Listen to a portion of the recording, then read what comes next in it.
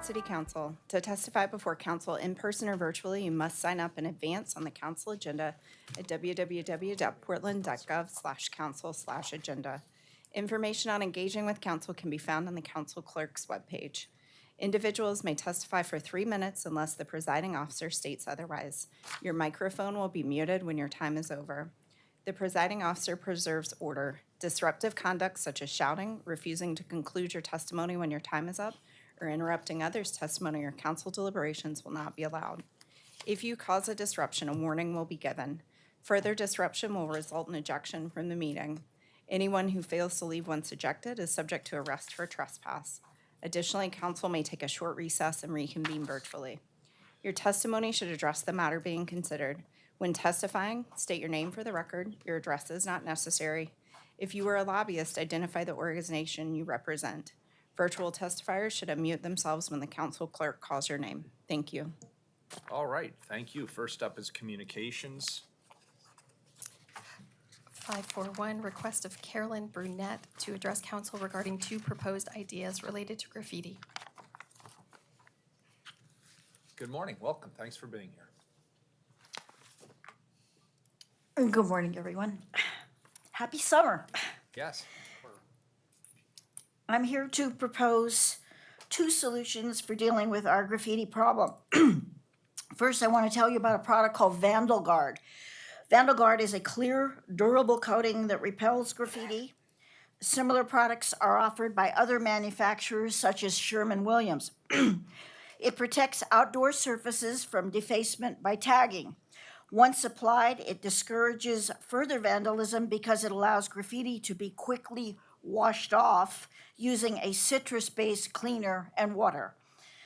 So often, graffiti is left up for weeks or months with our severe northwest weather conditions, making cleanup and repainting even more challenging. Once covered up, graffiti is soon replaced by more tags. And because colors are often hard to match, tags are often covered with paint that is so mismatched it becomes an eyesore itself. Vandal Guard can be used to protect one of our city's greatest assets, its many beautiful murals, which sadly have been defaced at an alarming rate. It can also be applied to traffic signs, outdoor public structures, and other difficult to cover surfaces. Vandal Guard is invisible and does not alter the color of the coated surface. It's a much cheaper alternative to the cost of repainting or replacing outdoor surfaces and signs. Vandal Guard claims it can last up to 5 years and withstand many washings. My request is that the City of Portland Graffiti Program, in cooperation with Metro's paint program, purchase Vandal Guard or a similar product in bulk at wholesale cost using the Oregon Cannabis Tax Revenue Program and make it available to private parties and organizations at minimal cost or through community grant support programs. My second proposal is to create a program also paid for by the Cannabis Tax Revenue Program that employs unhoused individuals, people in drug recovery, or anyone else needing employment to apply this protective anti-graffiti coating to murals and all other appropriate surfaces in our public spaces. This activity can be performed under the supervision of graffiti removal experts already under contract to local governments or other program managers knowledgeable in graffiti abatement. The Oregon Cannabis Tax Revenue Program was designed to help fund rehabilitation and recovery programs. This would be an ideal use of those funds. In conclusion, making anti-graffiti protective coatings like Vandal Guard available at low cost to the public and employing unhoused and recovering individuals to apply it under the supervision of city contractors, all funded by the Oregon Cannabis Tax Revenue Program, will provide a low-cost means of preserving the appearance of our beautiful city, discourage further graffiti, and perform a valuable social service by creating meaningful employment for those in need. Thank you, folks. I submitted this to the public record, and I sent it to all of you individually. And we appreciate it, and Commissioner Mapps has a comment. Sure. Ms. Burnett, I just want to thank you for coming in today and offering these important insights. We're very much on the same page on this one. I'll tell you, over at PBOT, we've been applying anti-graffiti coding since 2016 for new signs. Frankly, I'm not sure the degree that we've gone back to code the old signs. I don't, over in RAC, I believe RAC has been requiring new murals to give graffiti coding, but I don't know that for sure. But I can assure you, at least in the public sector side, or at least the transportation side, we've been doing this. It's definitely good practice, and I think a standard practice now. Also important to recognize that anti-graffiti coding tends to only go so far in this space. So it helps, but it's not a perfect solution, but it's one we're implementing.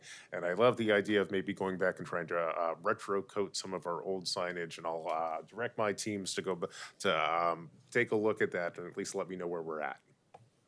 Thank you so much. Thank you. Have a good Thank you. Appreciate your time. Next individual, please, item 542.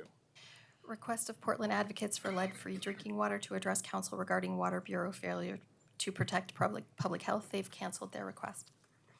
Next individual, 543. Request of Christopher Hale to address council regarding lack of follow-through on proposed infrastructure for pedestrian and cyclist safety. Good morning. Morning. My name is Melissa Kostelecki. I'm here in place of Christopher Hale. He couldn't make it today. Mayor Wheeler, commissioners, thank you for your time. I'm a parent of 2 young children, a graduate student at PSU studying transportation, and a volunteer transportation ambassador for PBOT. Commissioner Ryan, a few weeks ago you asked a bike advocate who was here testifying how Portland's neighborhood greenways network fares as bike infrastructure, and I'd like to add my 2 cents. In general, I like and use the greenways. I appreciate having calm, low traffic streets to travel, especially when I have my kids on the back of the bike. I find greenways far safer than streets where nothing separates me and my kids from fast-moving traffic other than a strip of paint. The frequent diverters and other traffic calming infrastructure are key to keeping them safe. So I'm a big fan of the greenways, but there are a few ways in which they fall short. The network of greenways is often hidden away, even to those of us traveling by bike.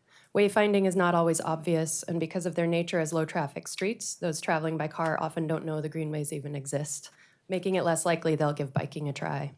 Routes along the greenways are also often indirect and require a lot of zigzagging back and forth. There's also a lost opportunity for the city. Neighborhood greenways often pull bike commuters away from commercial areas where we would otherwise be exposed to businesses and be stopping in to spend some of that roughly $12,000 a year we save by not traveling by car. There are a few exceptions here. On my daily commute from Woodstock to PSU, I travel along the Clinton Greenway, where I pass by local small businesses that I would never have found by traveling in a car. These have become some of my favorite places to eat, drink, and shop. Some of the places on my route where I've become a regular are Clinton Street Coffee House, my favorite brunch spot, which is Broder Cafe, Pinwheels, where I get nearly all of my kids' clothes, and the ice cream shop 50 Licks, where my kids bug me to stop nearly every time we ride by. I even found a physical therapist after biking past a free coffee table that the clinic's owner had set up one morning in the plaza at Clinton and 26th. But Clinton is an outlier. The greenways are a missed opportunity because most run through residential areas, not business districts. Those of us on bike do spend money at local businesses. Studies show that bike commuters tend to spend less per visit, but make more visits and end up spending more overall than drivers. At least once a week, I find myself using the 40s Greenway, but there are so few businesses along the nearly 4 miles that I travel that I can't remember a time I've ever stopped by for some food, a drink, or to shop along the way. We can and should expand the greenways, improve crossings that intersect with high-speed roads, and improve wayfinding. But we can't rely on neighborhood greenways alone. If we want cleaner air, safer streets, less congestion, happier, healthier Portlanders, and more prosperous businesses, we need to blanket the city with bike routes that also include protected lanes on major routes and through business districts. Streets like Sandy are a great place to start, given the direct route between large swaths of northeast Portland and downtown, the high multifamily and mixed-use development, and high population density. In sum, I ask that you consider the greenway as a place to start, but build out the network of bike infrastructure to include protected bike lanes on major streets to allow those of us on bike to spend our money on Portland's businesses as well. Thank you for your time. Thank you for your testimony. Appreciate it. Thank you. Next individual, please, Rebecca, 544. Request of Kristen Bakuros to address council regarding postponing statue replacement.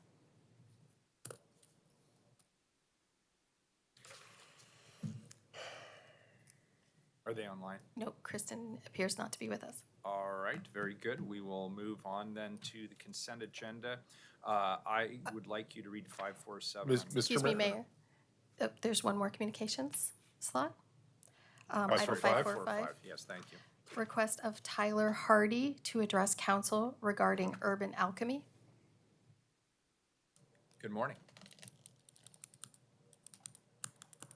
Tyler also appears not to be. All joining right, us. so we're obviously ahead of ourselves here, so let's move to the consent agenda. I'd like to pull item 547 back to my office. Have any other items been pulled from the consent agenda? No other items Please are call the pulled. roll on the consent agenda. Ryan. Aye. Gonzalez. Aye. Maps. Aye. Rubio. Aye. Wheeler. Aye. The consent agenda is adopted. We'll go to the regular agenda, item 557, a second reading.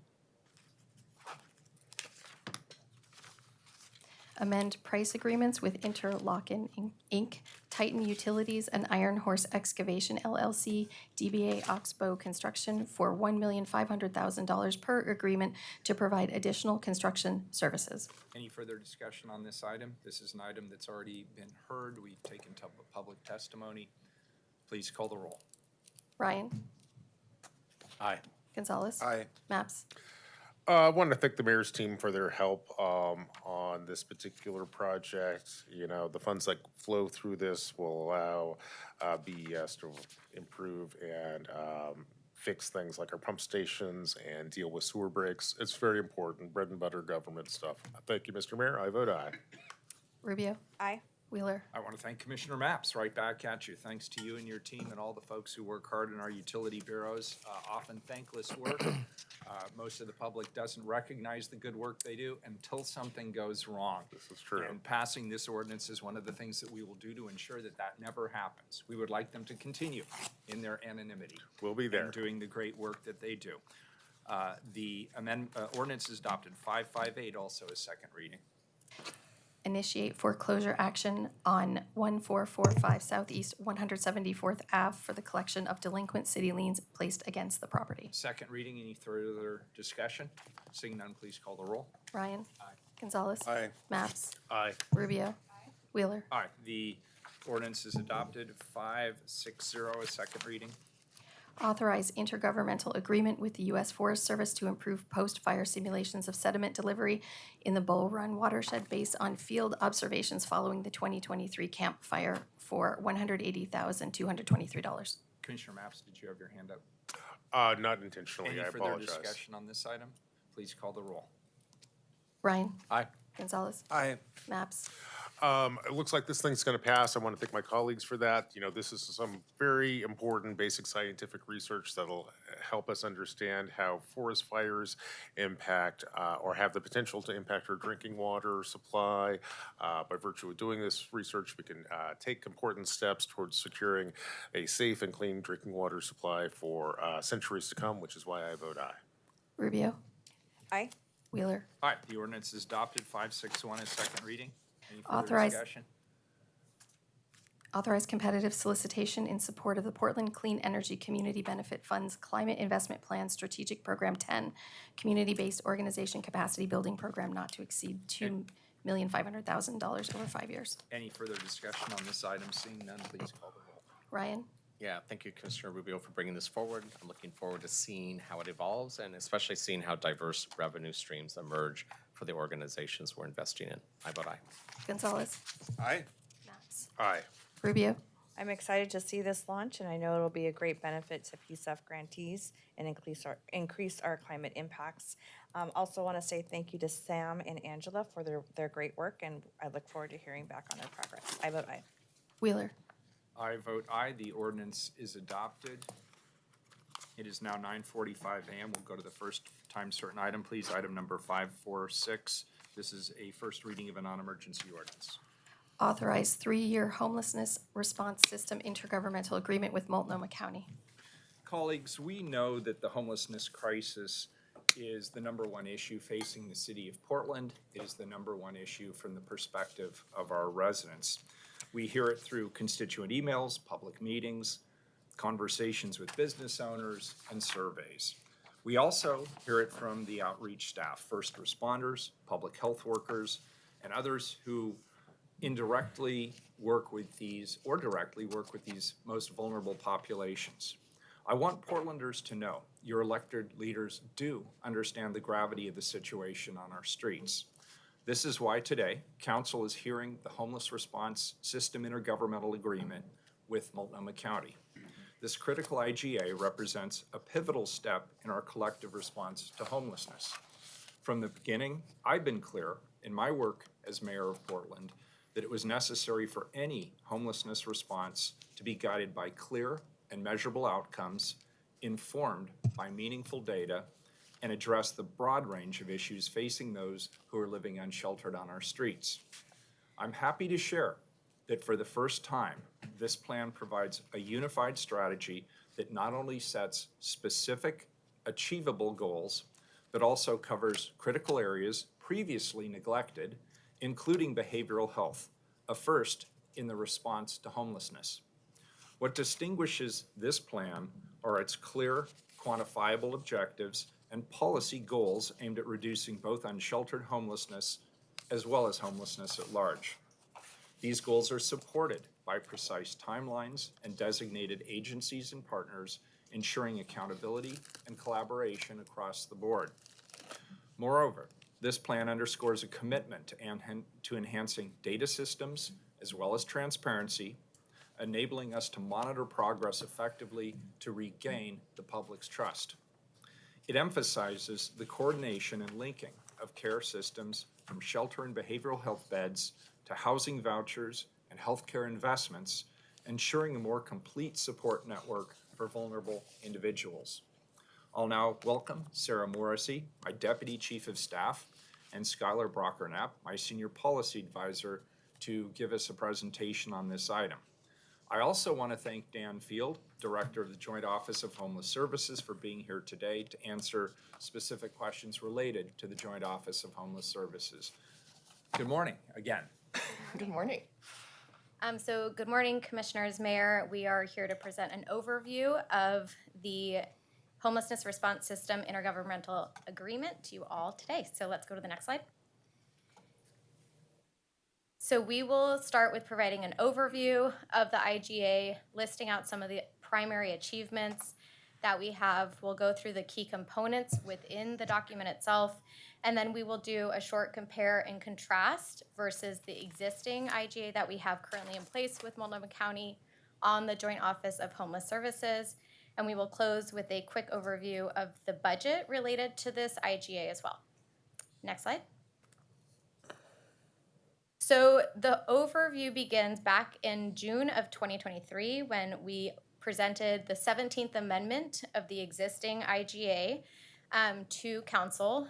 We provided some amendments to do a one-year amendment to the existing contract to really work in partnership with the county and put together a different construct of an IGA that had better data, clear goals, different participation from the city.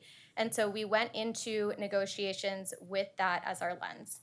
We began with a group of, we hired facilitators in partnership with the county, the chair's office and the mayor's office led the process.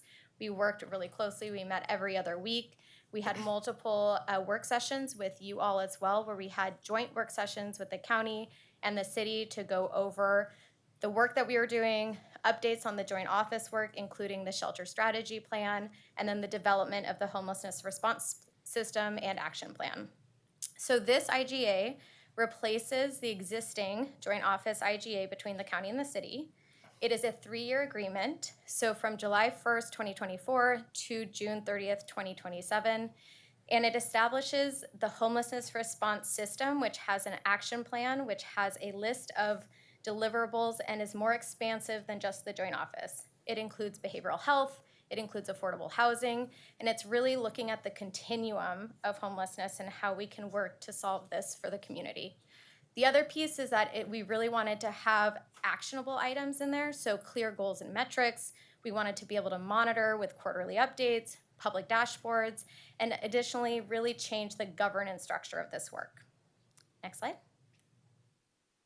So some of the achievements that this IGA includes, so we do have shared goals and outcomes. So one of the goals, and we presented this to the council in one of the work sessions with the county back in December of 2023.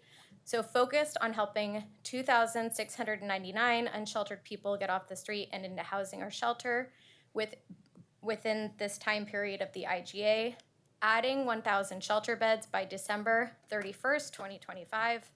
We set up a new governance structure, which includes a steering and oversight committee, which has the mayor and a commissioner from the city. From the county, it has the chair and a representative from their commission, and then a representative from East Multnomah County, whether it's a jurisdiction or a city. We also work to have an implementation subcommittee. So this includes the city administrator for the city of Portland, the deputy city administrator for public safety, PHB, as well as the Portland Solutions Director, and a few other groups of the city in partnership with the county, who has behavioral health on that committee, the director of the joint office, and other components that are really working to implement these different projects. And it includes representatives from the state, external partners, and it's a really comprehensive group. We've met twice to go over the HRAP and really working through the goals and making sure everyone is clear on what the deliverables are and who is accountable to deliver what on which timeline. We also have a community advisory subcommittee. This is a group of about 14 members, and they have lived experience, business sector, nonprofit sector, and it's a very wide range that is outlined within the IGA. And then in terms of accountability, because we heard from council, this was a really critical component to include in the IGA. We included the by name list, which is how we got the number for 2,699.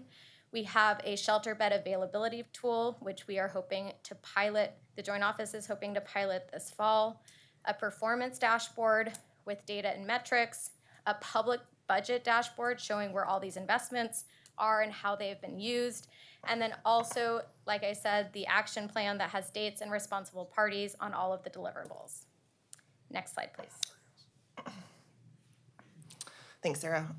Mayor and Commissioners, some of the key components to this plan and in this IGA, as Sarah's laid out, are key terms that are clear and actionable.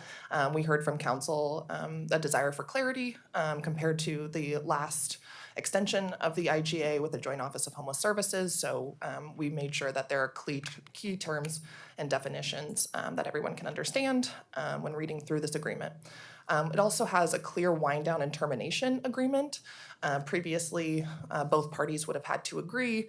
There was a financial penalty determination. There was also mandatory mediation that was required. Now, either the city or the county could terminate the agreement if it's not serving the purposes of the council or the commission. And it has a clearly delineated program and process for that to occur that will not require any financial penalty or a mediation process. It also clearly delineates jurisdictional roles and responsibilities for each party and what they're responsible for and how the funding flows to each party and what they're using it on. It also establishes, as Sarah mentioned, the homelessness response system. And through that homelessness response action plan, we have up to 100 action items that are clear goals with strategies. Each one will require its own work plan. We've already started on many of these goals to actually meet the timeline that's associated, December of next year, 2025, for a lot of these goals to be realized, some within the next 3 months, and some have already been actually accomplished. So you can see that online. We'll have that performance dashboard that Sarah mentioned. Also the governance structure that Sarah outlined, so the steering and oversight committee, and then the implementation subcommittee, and then the community advisory subcommittee. So those three committees will be able to govern the budget process, the implementation of the different programs, really follow along with the process and the goals that we're looking to accomplish throughout the next year and a half. It also monitors and establishes processes for monitoring a lot of these goals and action items.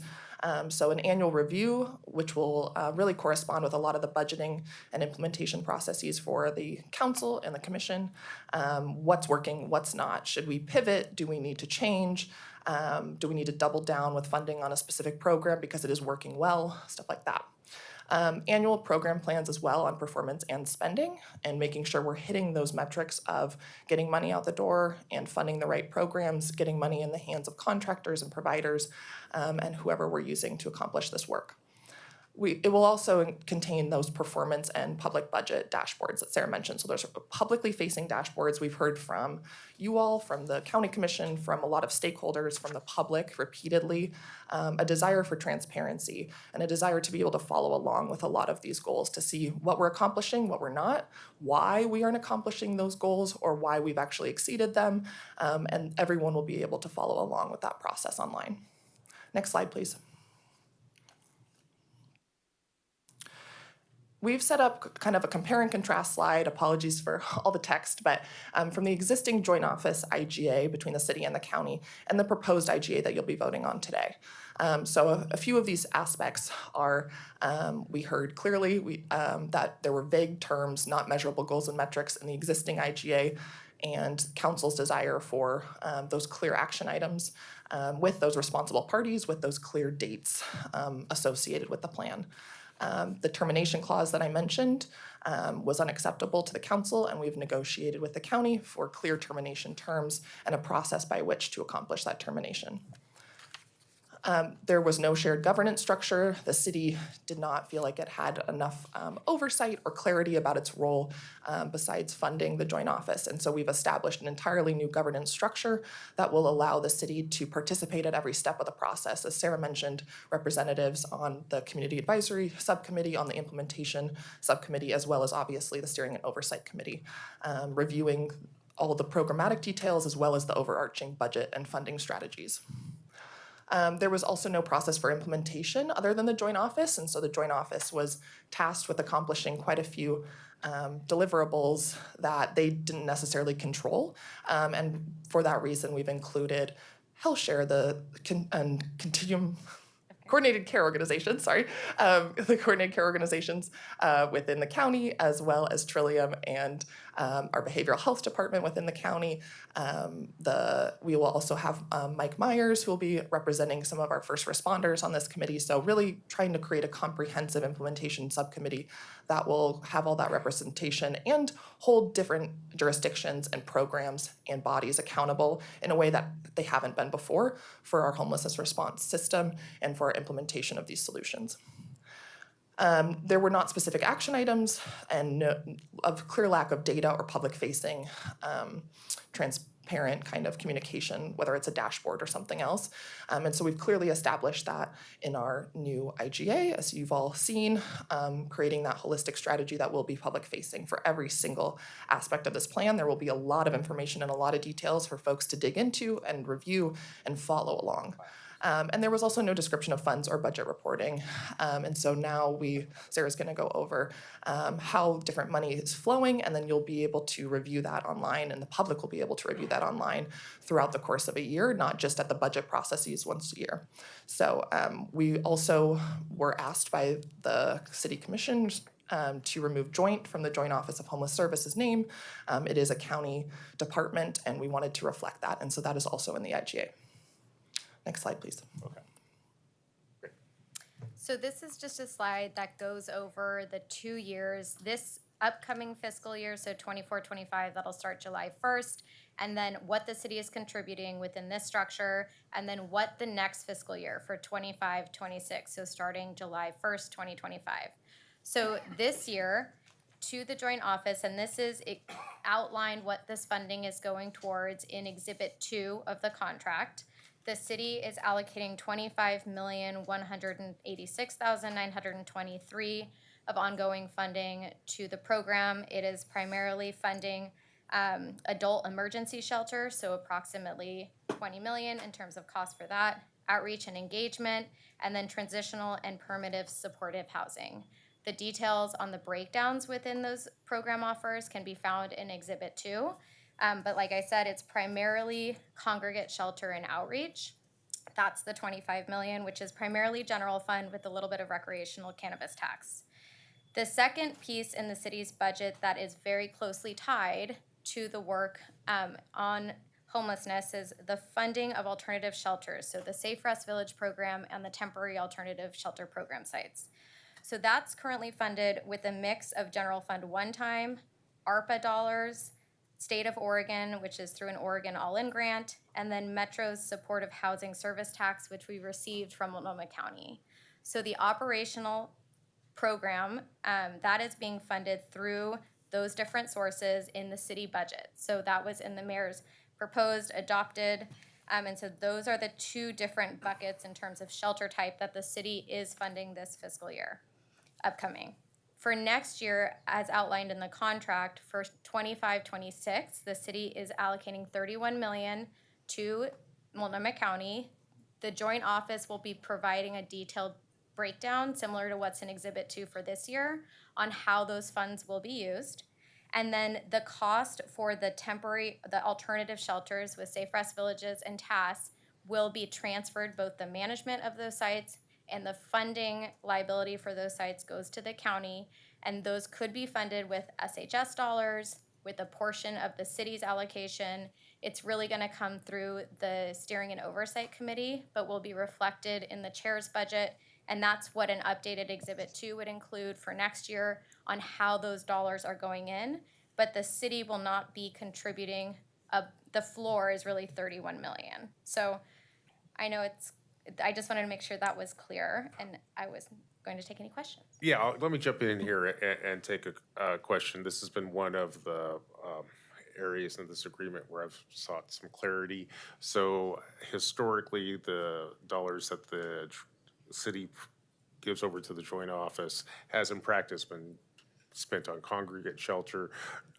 So moving forward, first, and I recognize we've got a 3-year contract. The first year is kind of a transitional year. Second and third year, where do those dollars go? Does the city get to have any influence over? Well, let me put it this way. It was my understanding the first year of the contract, the city's dollars go to support congregate shelter. Second and third year, they go to support kind of the baseline funding for TAS and SRV sites. It seems like you're saying something different today. No, I'm saying the same thing. I'm saying, so the 31 million that will go to the county for next year, not this fiscal year, we have made it very clear to the county that our preference is that fund the operational costs of alternative shelters like TAS and SRV. The cost to operate those is above 31 million, so they will have to supplement that with SHS or other revenue sources. That is in the contract itself, that the city's preference is to use the funding on shelters, emergency shelters specifically, as well as outreach. And so the other piece is that the homelessness response system through the SOC, there's an annual review process. So the whole group will get together, and we kept it broad because we want the funding to go to where the need is. And so we didn't want to be prescriptive, because in 3 years, there's a decision at the SOC to move away from alternative shelters and use the majority of that money into rental vouchers. That could be a decision that the SOC make and recommend to the whole plan. So that's a little different in terms of the way it's currently structured, but the 31 million, we have been clear that our preference would be that it goes towards alternative shelters. That cost that we're covering right now in the congregate would also have to be covered by the county through SHS dollars, because ours would be going to alternative shelters. Is preference the same thing as an earmark? Like if in the end, and it's a conversation that, if I'm around, I'll definitely have with the county. I'm gonna sit down 2 years from now with the county and say, where did the city's dollars go? And let's talk about accountability measures. I think one of the ways in which I've been trying to get to accountability is for there to be a clear understanding about where the city's which funds, which programs the city's dollars are going to. I will tell you, I've been thinking about my portfolio. Infrastructure does a lot of IGAs. It is extraordinary, if not, I don't think we ever just hand over $30 million to another government agency without having clearly specifying where those dollars are getting spent. We essentially kind of earmark them for a particular purpose. In this space, I'm still not quite clear if we have clear understanding for years 2 and 3 in terms of where our dollars go. Are they going to Safe Rest Villages and task sites, or is that too strong of a language given what is in the contract? Yeah, sure. Thanks, Commissioner. So for years 2 and 3, I think what we have laid out is, I would say most likely will go to Safe Rest Villages and task sites. For example, if all of those leases are terminated for some reason, we no longer have those sites for any other reason, they're no longer the preference of the community and the SOC decides we actually need to fund something else, there's a little bit of wiggle room there basically for the SOC to determine this is how we're going to use those dollars. However, unlike previous years, as you mentioned, we now have a breakdown of exactly what our dollars are being spent on, and that will continue through that public dashboard process. So all of those meetings between the SOC and the implementation subcommittee and the community advisory subcommittee as well will have clearly delineated funds basically from each jurisdiction, from each funding bucket, if you will, to show where that money is going to be spent.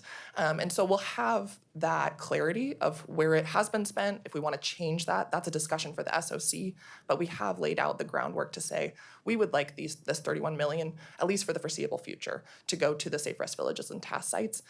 We also know that things happen, and so we don't necessarily want to say it has to go there, and then we no longer have those alternative shelters in existence for whatever reason, or maybe we have 3 of the 9, and so we need to scale down kind of our funding levels and use some of that money for something else. So we wanted to leave a little bit of room for the Steering and Oversight Committee to do what they're tasked with doing, which is to determine where that funding is going to go and how we're going to be using it in the most effective way possible. Okay, this is a little bit different from my understanding of where we're at. So I'm just going to share that with you in real time. And the arrangement that we seem to have settled on here is a little bit, I'm not entirely sold. You know, one of the things I want to do as a city commissioner is to be able to turn to my constituents and say, hey, when we hand these dollars over to the joint office, this is what it's going to be spent on. And on top of that, I can give you some assurances that the programs that we're going to spend them on work fairly effectively. And I think, you know, thanks to the mayor's leadership and Commissioner Ryan's leadership, we stood up this pilot project with task sites and Safe Rest Villages. They seem to be effective. They get people off the street after about 3 months being stabilized in this space. We're finding that people are ready to move on to supportive housing. I am very comfortable investing in that system, and frankly, I doubt that we're going to solve homelessness in the next 3 years, so I suspect there's going to be a need for at least those 665 beds. And if those are just the last 65, you know, if 3 years from now we discover we only need 665 beds, we can go down and have the task sites and the Safe Rest Villages be the sort of last shelter that we have there. Like, we all know that that's not going to be the situation that we're in. Those are my concerns at this moment. But thank you for clarifying all that. Commissioner Ryan. Yeah, thank you, Mayor. Good to see you both, Sky and Sarah, and I have a lot of empathy for the hard work you've been doing as the office that was in your seat a couple of years ago. Since we're on the budget, I wanted to level set where we are with that today. I think one of my frustrations when I was in your role is, were we adapting to current reality, both in terms of the conditions on the street and in terms of the budget. So when we started this right in 2016, I think it was, there was no largesse money coming from taxpayers like we have with SHS. And the city was the big donor, if you will, that got us into it. So we have a route that was budget focused. Today, how much money is going to the county from SHS in 1 year's time? And I would request that Dan Field or someone who runs that programming could probably give that detailed answer. Dan? And it seems a relevant question since we're talking about budget, correct? Dan, the question was how much funding from SHS is going to Multnomah County? Mr. Mayor, Commissioner Ryan, can I piggyback on your question and ask just a Can they answer it first? I think it's part of the same thing. So Okay. if we have the county's budget experts over here, in addition to hearing the answer to Commissioner Ryan's question, I'd be interested to know the percentage. I think the city sends over 25 million, 30 million over to the joint office. What percent of the city's, what percentage of the joint office is the city funding? But certainly answer Mr. Ryan's question first, and if you have a chance, just very quickly to know if it's like 90%, 10%, 2%, that'd be helpful. So good morning. For the record, my name is Antoinette Payne. I'm the Finance Director for the Joint Office of Homeless Services. To answer Commissioner Ryan's question for next year, it's forecasted for SHS that we will receive $149 million of ongoing funding, as well as we have some one-time only carryover that we are expected to carry over to FY24 of about $148 million. So in totality, our SHS budget for next year is about $304 million. And that does not include any of the city's money? No. Okay, thanks. And to your questioner, Sure. Commissioner Mapps, so for next year, our SHS budget is about 75% of our overall joint office budget. So the city is probably somewhere maybe less than 10% of the Okay. overall budget. Thank you, that's very helpful. Great, thank you, appreciate it. Thanks. How much time, I think it's with you all, in the negotiations, how much time then did we spend on these budget issues? I mean, we talked about budget frequently. We also talked about the change in bringing SHS as a funding source. We talked back into how the city and the county operated with shelter management prior to the joint office being established. We really pushed on making sure the budget dashboards and the clarity around how the funding would be used and quarterly reporting. That was a very long conversation as well. But I do think because of the position that the city was in prior to going into the negotiation, we did believe that the city had a financial contribution to commit towards shelter services, and whether it's to the alternative shelter sites. So that is, we talked about it probably every meeting, I would say, and just in differing ways. Hopefully there was also a lot of dialogue about the fact that these practices were getting better results than other things we were spending money on in terms of shelters. So was that lifted as something we must contribute to? Not the city, but the big we, because Yes. that's what the money's coming from, SHS through taxpayers. You want to talk about that? Yes, so yes, that was definitely part of the discussion, Commissioner, and I would say additionally also a large discussion of what we're seeing on the ground if we offer an unsheltered individual a panoply of options. We are often seeing folks who are interested in alternative shelter sites, and I think that was something that we really wanted to make sure was continued to be funded. To Commissioner Mapps's point, we're just seeing those results on the ground right now that people want to be in those sites, and for a lot of reasons, and the success that you mentioned as well. We also saw substantial investment in those sites from the county through those SHS funds as well in the last year. So we're really appreciative of that and wouldn't have been able to stand up nearly so many And without those To investments. clarify, that was for services that we promised to those that would come into the shelters? Yes. Okay. It's great to know that what we, I'll just say what I was really involved with in 2021, to not a lot of fanfare in both at the county nor at in the neighborhoods, is actually getting the results and the proof points that we need. So now that it can be operationalized in the long term, and no matter who's running it, and where we, and the money that the taxpayers are providing can go towards those practices. Yeah. Right. Commissioner Gonzalez.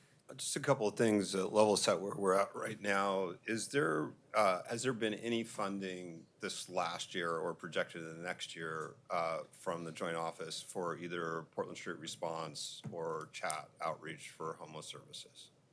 No. Okay, so no, these are just for the record, substantial funds the city of Portland spending on homeless outreach in various degrees that we're footing the bill or going to get other funding sources outside of the joint office. Are you familiar with the joint office and their support of the city of Gresham's outreach? Just curious what you know about how funds flow to the city of Gresham.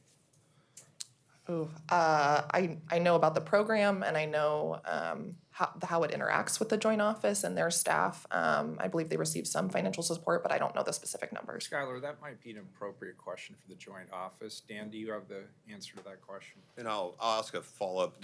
Dan can come on up, though. It's a compound question here. Just trying to understand what Clackamas County is now doing with their cities and their jurisdiction in terms of the new funds that are flowing directly to city outreach in those areas. So really, it's trying to put in context, you know, we're somewhat unique in that we're contributing to the county for homeless outreach and looking at what other cities are doing with respect to their counties and what types of programs those counties are supporting at the city level. Good morning, I'm Dan Field, Director of the Joint Office of Homeless Services. Good to be here with you today. I had some prepared remarks, but we'll jump right into questions. We have a really strong partnership with the City of Gresham, and in the coming fiscal year, we'll share with them just under $1 million directly to the city to fund some of their outreach and navigation efforts. City of Gresham, like City of Portland, also benefits from the larger investments that the county makes in terms of rental vouchers, eviction prevention, and some of the other investments we've made in permanent supportive housing and in fact in shelter where, for example, City of Gresham outreach workers are referring to county-supported shelters like Bybee Lakes. So they benefit from the larger system, but there are pieces of the system that they are running themselves that we fund through SHS dollars. And those are, it sounds like that's outreach workers. What are the other examples in Gresham? Mainly it's outreach. It's a couple of employees, really just a handful of employees who make contact, do the outreach, and then help navigate people into shelter or into permanent housing. Got it. And, you know, there was recently announced, and I recognize this isn't your jurisdiction, but just would appreciate your feedback as the best you understand it, what Clackamas County is doing with some of the cities and towns in their jurisdiction, how money's flowing from Clackamas County to those towns and cities and for what purposes? Could I suggest we finish the presentation? It's a good question, and I do want to hear the answer, but are you done with your presentation? Yes. Okay, great. Go ahead. I'm not super familiar with that. My understanding, just for those who aren't familiar, is I believe they gave a series of small grants. They have a large number of cities in the county.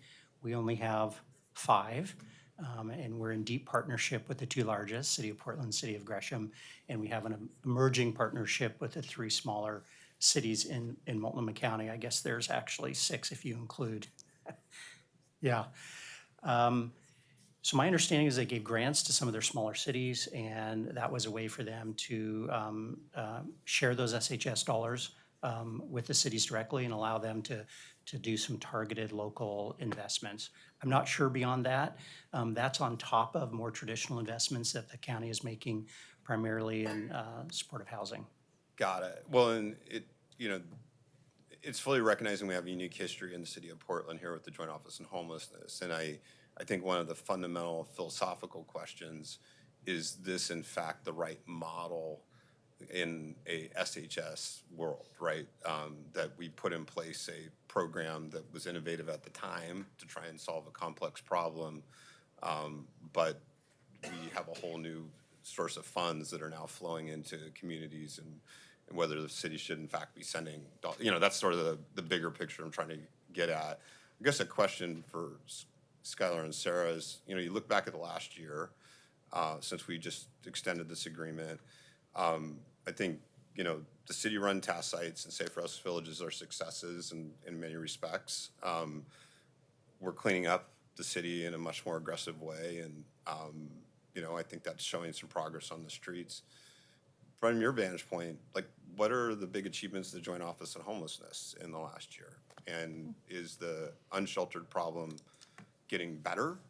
Is the homeless problem getting better over the last 12 months? Worse? The same? Yeah, so I think it depends which aspect you look at. Are there more individuals who are unsheltered on the streets? I think probably yes, the numbers would bear that out.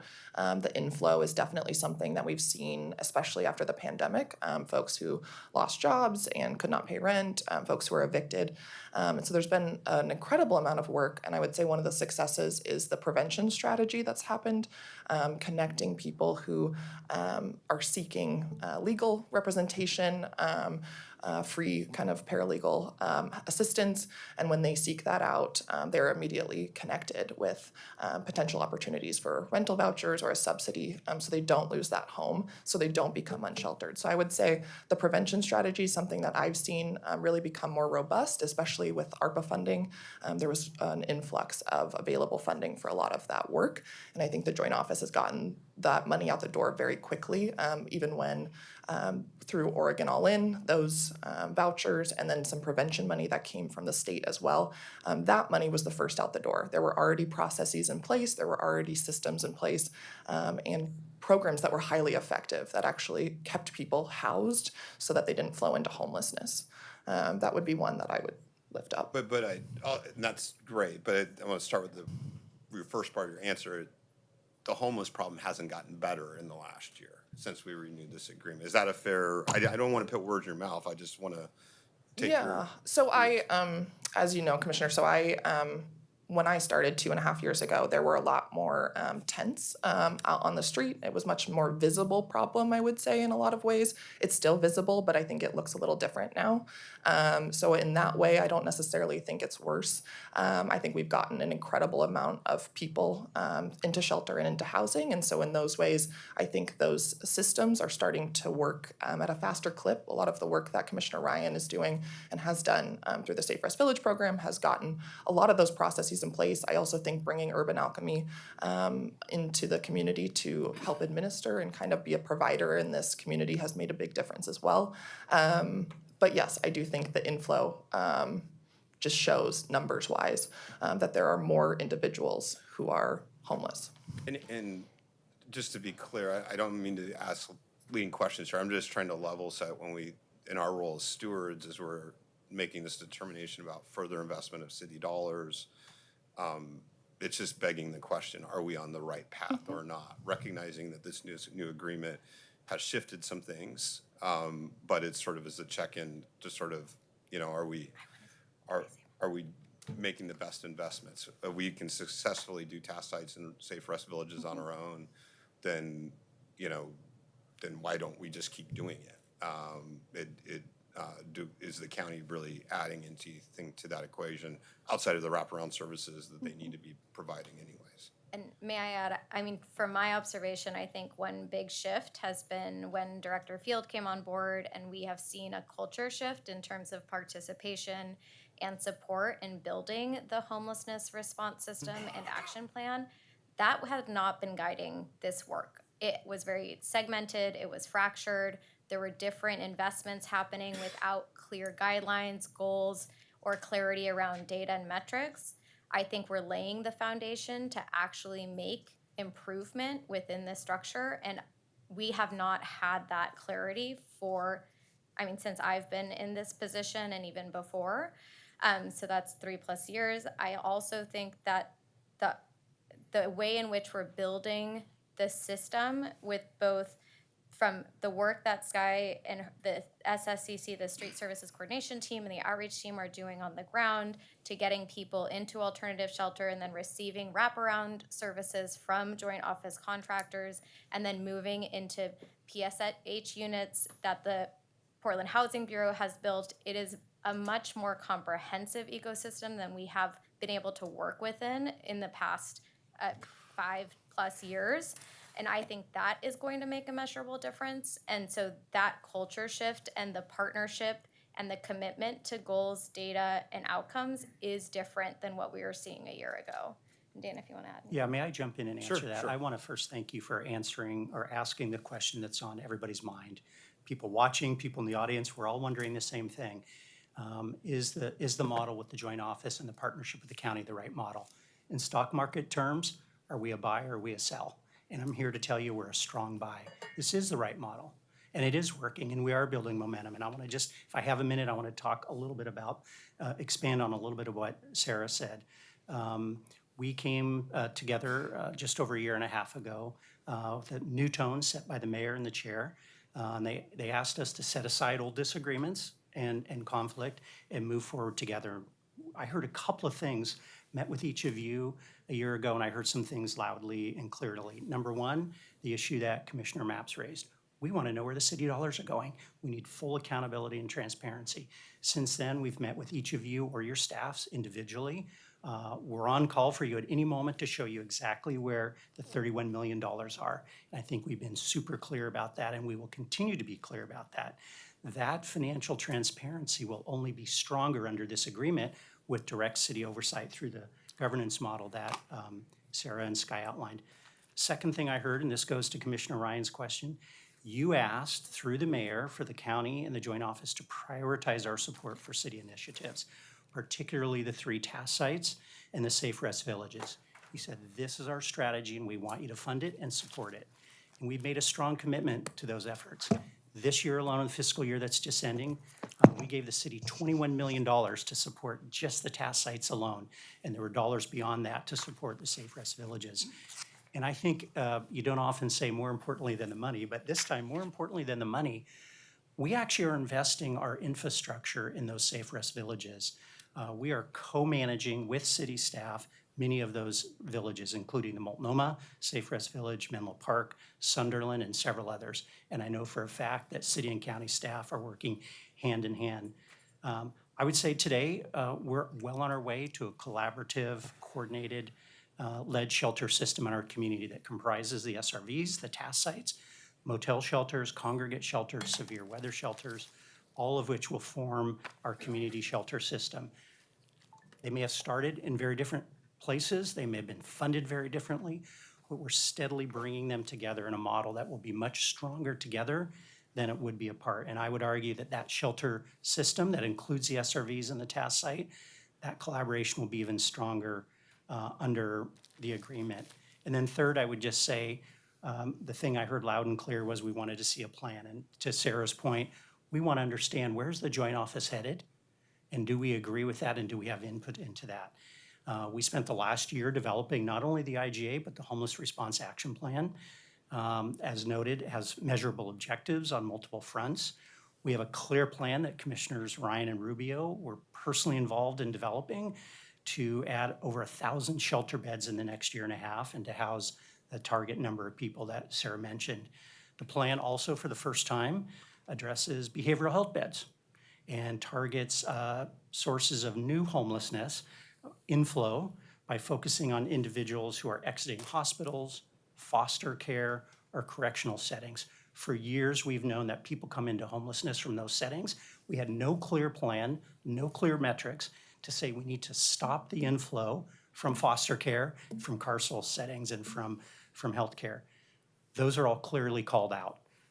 And I think that the plan that will be overseen by the robust governance structure now will be able to hold all of us accountable to those metrics. So I would just say, even as we acknowledge our progress over the last year, I want to just clearly say for the record, we understand the breadth of work that's still ahead of us. We have a homeless management information system that we have managed collaboratively and now sits with the county. It's outdated, doesn't give us the data and analytic capabilities that we need. So we have a journey to replace that. Our community, as the mayor stated, lacks short and long-term treatment and recovery resources. The IGA and the homeless response system set us up to deliver that through the county and through the state with city support. I want to acknowledge we must develop, Commissioner Gonzalez, a shared community-wide approach to managing our public spaces. We have to deploy outreach and navigation workers according to a plan, and I'm committed to that. That's a particular interest and passion of mine. We have to be clear about what the pathways are from chronic homelessness and from the street into shelter and into housing. We have to be working in sync with each other and not at odds. And we're headed in that direction, but I'm not here to tell you we're there yet. And then, of course, I think the final piece of this, which tends to get short shrift, we have to work together to expand supportive housing and affordable housing. And that's clearly in the plan. It doesn't all lie with this part of the city team or with the joint office. It lies with other parts of the city and the county. We've been engaged with Commissioner Rubio in particular around our supportive housing strategy. What does that look like going forward? County has committed a lot of additional money in the chair's next budget to expand supportive housing. We want, and we have, your partnership in designing that expansion. And I think that'll continue under the new IGA model as well. Just two more quick ones on the new agreement. So just speaking to, so we have a plan, we have a form of a governance model. But what happens if we don't reach our metrics or our goals, right? Is there, what are all the ramifications essentially discretionary, or are there, trying to understand what the teeth in the agreement are if we don't meet our goals? So the joint office, or what are we now calling it? It's no longer the joint office. What are we calling it now? It's still a joint office of Okay. homeless services. The overarching umbrella structure is the homelessness response system. Okay, so, but with respect to joint office and the agreements we're signing, if we don't meet our goals, what, is there any ramifications other than what goes to what the oversight committee decides? Yes, so I would say at the far end, the kind of nuclear option is we can always terminate. But that, just to be crystal clear, there's no automatic ramifications. We would have to rely on someone making a decision to pull a trigger. There's no automatic pullback of funds. There's no, if metrics aren't met. Correct, Okay. and I think also the public-facing performance dashboard, so these teams that are working on this will be held publicly accountable to the goals that are outlined in this plan, which I think is another ramification in and of itself. But that termination clause, being able to pull out separately and kind of on our own volition, if we so choose to do so, would be the biggest ramification. Yeah, but we just go through this dance, right? We threaten to terminate, and we hear what shelters are going to be closed, and it becomes the Washington Monument discussion. So yeah, go ahead. May I just, Yeah. Commissioner?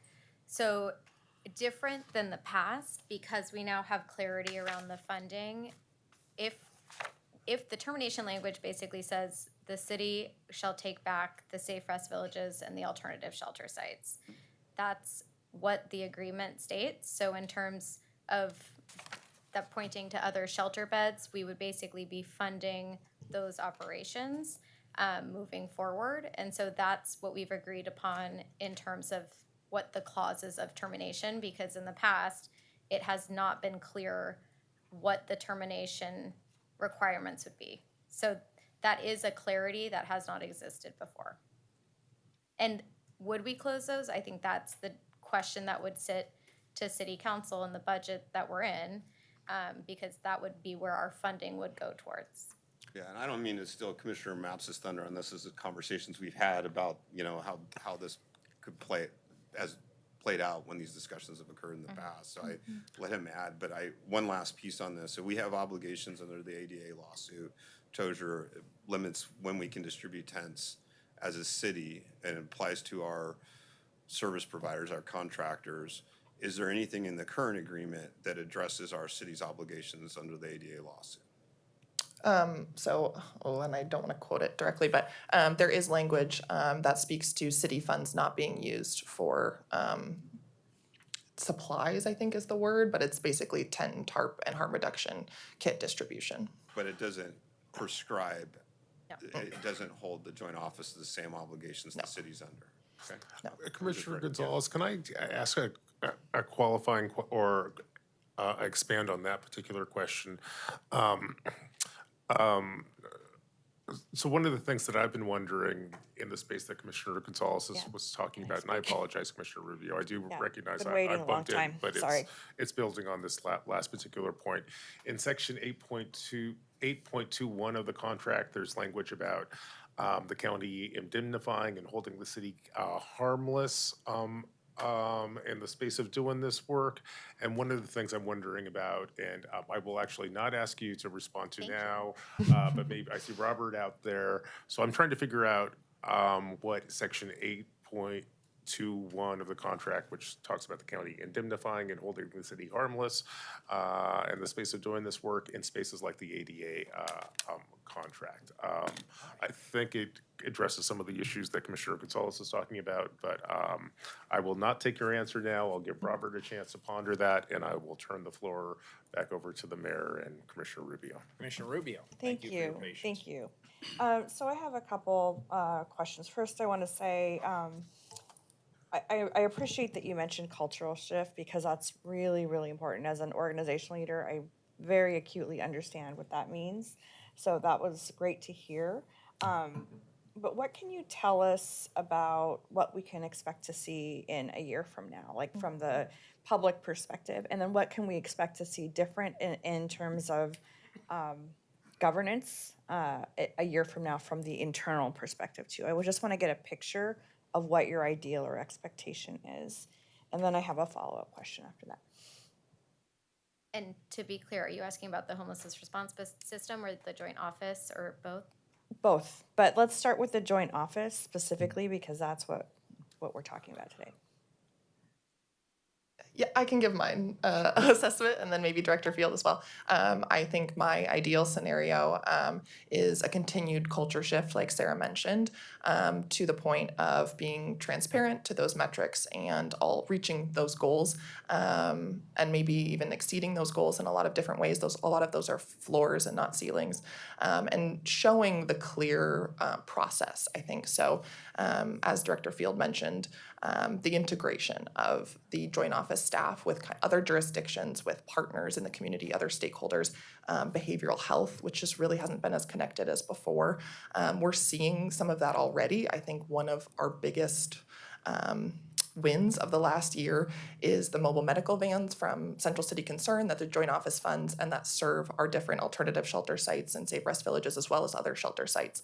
They have a psychiatric nurse who comes on site and can prescribe medication. It's really something that you don't see across the entire country. And so we're piloting a lot of those programs and we're seeing that shift in taking ownership of the complexities of homelessness, I think, within the joint office. So before, as Sarah mentioned, there were a lot of silos between behavioral health, between hospital systems, other stakeholders, nonprofits that weren't affiliated with any public entity, and our like joint office contractors. And so now we're seeing more of an integration, and I hope we'll continue to see more of that, and be able to tell the public clearly, kind of to Commissioner Mapps' point, this is where the money's going, this is how someone who's chronically homeless moves through this system, and these are all the support mechanisms that we have to deploy to really get somebody to stay off the streets, be successful, and get into permanent housing. But what will that look like? Like, what will the impact be, like, on the street? Like, how will that manifest? So right now, for example, I think there are a lot of instances where different outreach workers will contact somebody, a first responder, will contact an individual at multiple different points. So over the course of 3 or 6 months, somebody living on the street, they would have contact with a lot of different individuals and no clear mechanism for this is what we can offer you right now. This is where you can go. This is what you're going to see. These are the supports we can offer. We're going to get you on OHP. We're going to get you on federal benefits. We're going to connect you with that psychiatric nurse if you need or other medical care that you might need. And we're going to connect you with a housing voucher. We are unable to do that for the majority of humans right now that are living on our streets. We have just started really showcasing what's possible with those wraparound services and with our comprehensive strategy. But this homelessness response system is intended to pull all of those pieces that we currently have that have been disjointed and just not connected and make sure that they're actually all working together to get somebody off the street, because I think we have a lot of missed opportunities and we spend a lot of money and a lot of time with best intentions, but not accomplishing or effectively managing the crisis on the ground.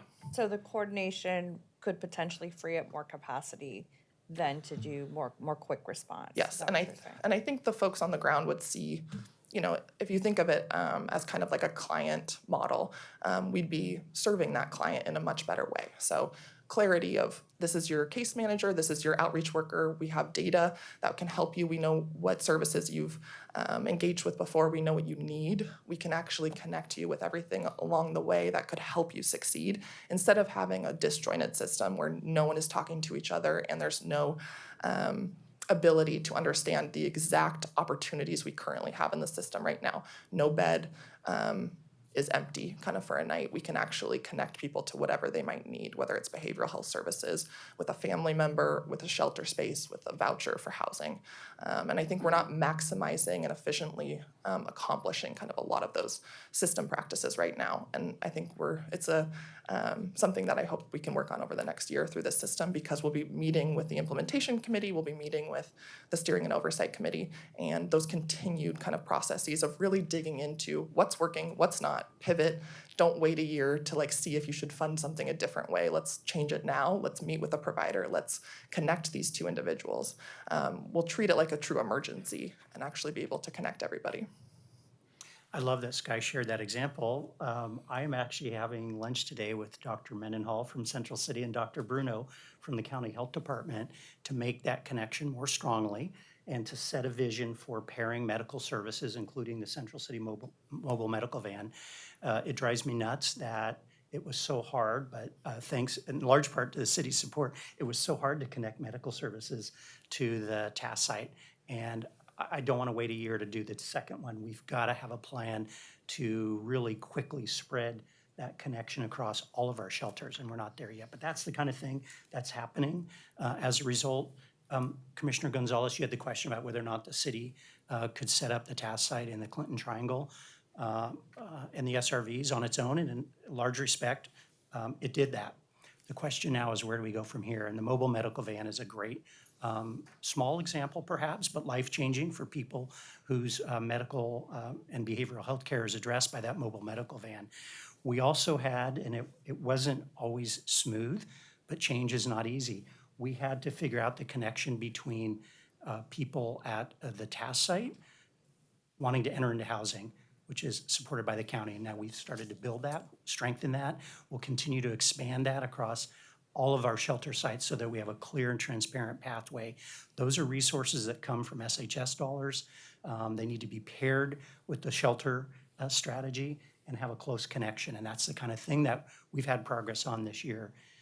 If I can take just a minute and go back, Commissioner Rubio, to your point, I think the best way to think about where we're going to be a year from now is think about where we were a year ago. The joint office was leadership-less. We'd been a year without a permanent leader. We'd been through a series of deputies, interims, excuse me. Not only did we not have a director, we didn't have a permanent deputy director, we did not have a permanent finance leader. We have a great leadership team in place. You know some of them pretty well. They're here today. We have a good leadership team even beyond the three of us that are here. We've set a stable foundation for the joint office now to engage consistently and effectively with the city on some of our shared priorities. We also, quite famously and quite publicly, were not able to effectively manage our SHS dollars. And Metro felt it necessary to put us in a corrective action plan. That was a year ago. We're getting ready to come out of that. I'm pleased to give you a preview that when we report our year-end financials in a couple of weeks, we will have not only met our Metro set spending goal, we will have exceeded it. And that reflects consistent, hands-on, day-to-day, month-to-month management of those dollars. I don't confuse spending with outcomes. Let me be clear, but you're not going to get outcomes if you're not managing your spending. So the first thing we had to do was stabilize the joint office, stabilize our spending, be able to be accountable to the city, to Metro, to the governor and others for how we're managing those dollars. And I think we're absolutely there. And then the last piece is the piece we've been talking about here. It's building the partnership around rental support for those city sites. It's building the mobile medical partnership so that people aren't just being warehoused in a shelter, but they're actually getting their needs met and preparing them to move into permanent housing. And I think a lot of work to go on that front. I don't want to have anybody think that I'm raising the flag of success, but what I'm telling you is we have that foundation in place. You've seen that culture shift. You've seen the results of what it looks like when an agency can stand up and say, here's where the money's going and here's where we'd like to have it go in the next year.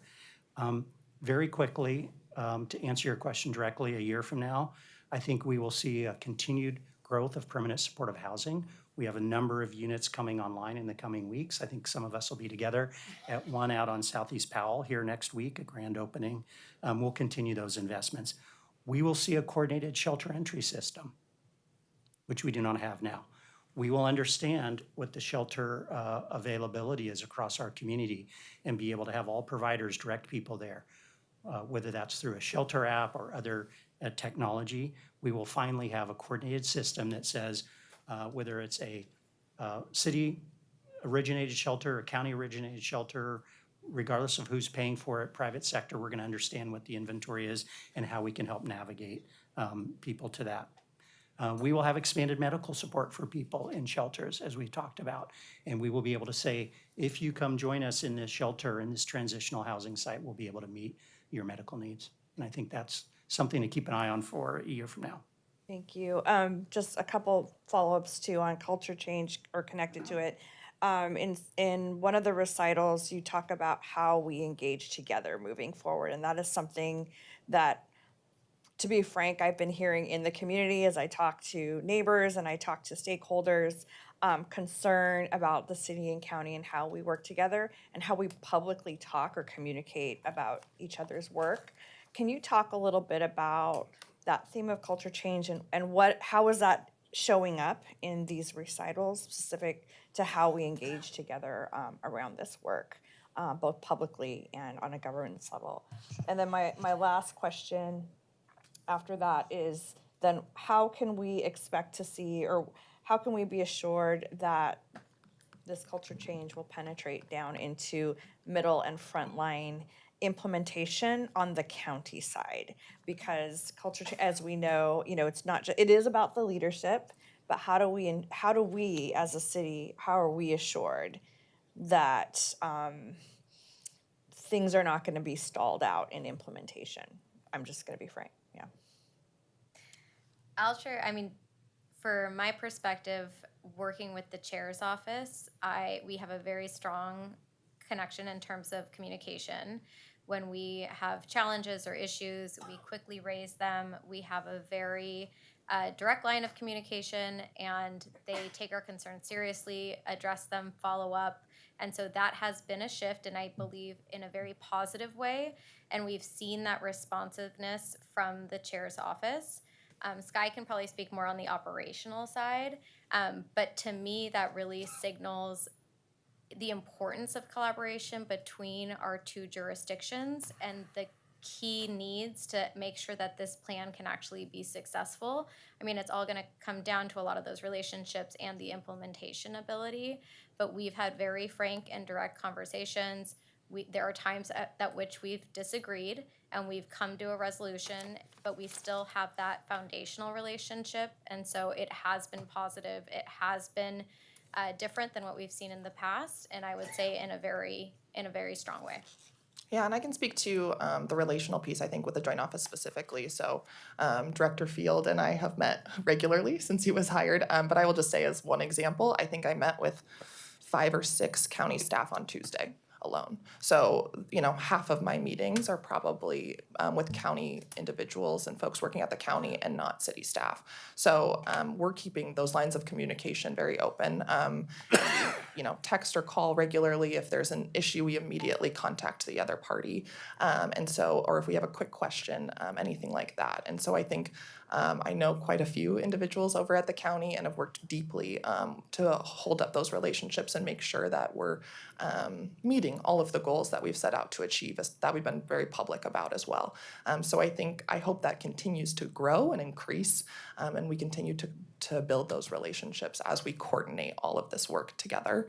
And I've been really grateful for kind of the difference in the tone and the dedication of the Joint Office leadership staff since Director Field has been brought on, and he's really ensured that my calls are always answered, that my emails are always responded to, that any question that the mayor or other commissioners or other city staff have, we have an immediate response. And yes, to Sarah's point, I think we disagree. We can have a intense discussion about how we should accomplish something, but we can always have that discussion. And that was not true when I first started this job. I appreciate that, and I will tell you why I'm confident about culture change, Commissioner Rubio. I mentioned that one of the things I heard from you all was we need a plan. I actually heard that from Joint Office employees as well. And we've spent the last year putting together and putting in place a clear plan on I'll use shelter strategy as an example. That's a 40% growth in shelter beds. That's a major investment in our community right now in close partnership with the city. We now have that plan every single employee at the joint office understands that plan. If that's not the plan they want to work on, they have other options professionally. I hope that none of them would leave us. We have a great team there. I want to be clear about that. But they now have a strong and clear direction. And it's up to all of us to push in that same direction. And I'm quite confident we'll be able to do that in the coming year. It's harder to do that when people aren't sure what's being asked of them and what they're supposed to be working towards. Okay, thank you. Commissioner Ryan. Thank you. I want to start off by acknowledging that I have seen the difference since you've come on board and built a leadership team. I witnessed firsthand I guess we're calling it the culture of the joint office prior to your arrival. And so I will say thank you for turning the ship in the right direction. I wish it was going from good to great, but I will be honest, I think it's going from a much lower level of expectation, and it's on the right track. So I do want you to know that I see that. I've said multiple times, as you know, Mayor, in meetings with you and your Chief of Staff, Bobby Lee, that I was, when the mayor would ask, what are some of your concerns? And I would say, I think we're still stuck in a budget dialogue as opposed to a role and responsibility dialogue, or a dialogue that's about just focusing on how to have a work plan that gets results. And I think I continue to be confused on why we didn't decouple the budget from the actual work plan, if you will. And I tried to let that go, but I really asked the question because I wanted to know the exact answer. But hearing that half of the money hasn't been expended, 148 million has not, 149 was spent, raised the point that if in fact we see some best practices occurring, such as the SRVs and the task sites, then wouldn't that largesse money just naturally go towards those practices that are getting results? Like, why would we even need to be in a dialogue anymore that dates us back to pre-SHS funding? I'm continuing to be confused why that wasn't a premise of this new agreement.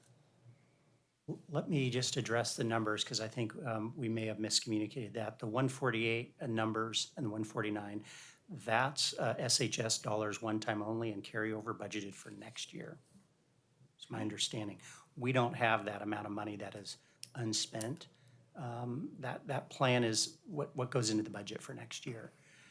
And we are doubling. Rolled over is what I was told. That's carryover that's rolled over from the beginning of the measure. We're just coming to the end of year 3 of a 10-year measure, and they're absolutely Resources aren't really the problem, the challenge anymore. And I think the strategy is reflected in the HRAP and the IGA, and that's why we're here to tell you about our plans to spend those dollars on expanded supportive housing, expanded shelter, expanded support for SRV and task site growth. Okay. It was just confusing hearing what we'll spend money on and what you'll keep, and I didn't want to be in a place where we're in fear of getting this agreement done because the SRV and the task sites wouldn't be funded when we know that SHS could obviously fund something that's getting results. Because that's when people went to the ballot in 2020, spring of 2020, that's exactly what they wanted, was those types of services. So to me, that should have just been off the table, done. We're gonna support these. And then we would get really clear on what our strategy is to keep moving forward with results. And I appreciate know that. I've said this to all of you in person, so I just thought I'd Well, say and I want to publicly acknowledge your work on SRVs. Actually, the county has a new site in Montevilla, and it started out as a safe park site. That was the original plan, and it actually morphed in response to the success we're seeing with SRVs in the pod villages. We just released an alternative shelter report recently that documents that these are effective shelter modalities, if you will. And so we have modified the plan for that Montevilla site to include people not sleeping in their cars. They'll be able to park their cars there, but they will be sleeping in pods, and it will become a pod village. That's totally apart from the city, but that's evidence that we are moving towards a shared view of how this work should be done. We are moving towards a shared model, and in that case, the county was able to adapt its plans based on learnings in part from the city SRV experience. Well, back to the culture, mindsets and cultures can change. I'll tell you, in 2021, it was all shelters are bad was all I heard at the joint office. So it's great to hear that the mental model that the joint office is seeing, that if you actually have shelters with services with on-ramps to housing, it was a much needed tool that was needed in the system. So I'm glad that the culture has changed in that regard. But let's stay in culture for a second. I think when I think of culture, what I hear and what I witness, and I've experienced that with you as well when I went to meet with you once. There was no one in the office, not like you were it at the joint office, and I keep hearing that from people out in the community that the joint office and the providers are at home quite often, still working in COVID protocols. What percentage culture, this is a culture question, what percentage of joint office employees and providers are now actually working directly with people who really need their services? Yeah. And not at home doing whatever, Zoom meetings? Just a reminder, the joint office doesn't provide direct service. So we're basically a large bureaucracy that does administers the contracts and the funds with providers. So for the provider question, I'll defer to them. In terms of the joint office, that has been part of the culture change. About 7 months ago, we moved offices from some rented space to a county-owned building right next to the TPI headquarters down by Union Station. It was important for us to be sort of in the heart of things, if you will, and to have our employees officed in the part of town where we were trying to support a lot of those organizations, including TPI and others. I would invite you, Commissioner Ryan, or any of you, come by and visit. We have a largely hybrid workforce, and we use in person for group meetings, team meetings, mini retreats, conferences, et cetera. There are people there every day. It's a changing sort of cast of employees as they mix their time between off-site, on-site, and then of course working directly on-site with providers. But it's a much more vibrant office culture than we had a year ago. And part of that is we're in a better space. Part of that is we're working better together as a team. And I would invite any of you, drop in. We're glad to invite you over, and you can see how the joint office is working together in that setting. Okay, thanks. And it would be great if there could be a survey of the provider network to see how many of their case managers are actually out working with the participants on the street. That would be great. And my bias has been evident for a while. I think it's because of background in performing arts and sports. It's just when teams prepare and practice together, they tend to execute much better. And so I have been really concerned about that. Back to culture. Last year, I was really attached to an amendment that did pass, and it was about trying to get accountability from the provider contracts. And I want to know if how's that is going. So it's one thing that we have it in the big picture, community-wide indicators here, but if I'm a provider and I'm getting a big grant from the joint office, I want to know what they're measuring and what sub-indicators that they're focused on so that they can keep improving and actually move the needle on something. I failed to see if that's actually happening, and that's been a little frustrating when I dig into that.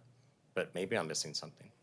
Yeah, and I want to be careful. I don't know how much time we have. That really deserves, given the question, it deserves a deeper dive. I will tell you a couple quick things, and I'm glad to follow up with you. That, as I said, that deserves a more thorough follow-up with some other people. I got to be careful here because our Multnomah County auditor is an independently elected official, and I don't want to jump the gun on her, but she's about to release an audit that shows that the joint office contract monitoring is very effective. And we are one of the most, if not the most, of the 5 county departments that she surveyed, we are doing the most effective monitoring of our contracts. And you'll see that when that comes out. All of our contracts have outcomes attached. And we have discussions throughout the year involving me and certainly at the management level around providers who are not meeting their outcomes. We don't talk about that publicly. We don't want to embarrass providers in the public realm, but please know that we use all the tools at our disposal, up to and including diverting funds away from organizations that are not performing. And at any given time, we have several organizations who are under very close monitoring and who are at risk of losing their funding.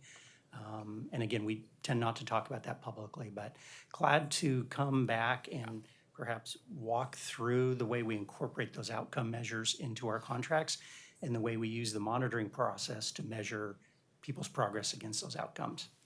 And for me, it's just you can't really figure out how to move forward unless you know where you are. And so I'm not as attached to seeing failing grades on whatever the metrics say, because I think everyone knows they might be. It's more about how we're improving each year and what we keep learning as we innovate forward.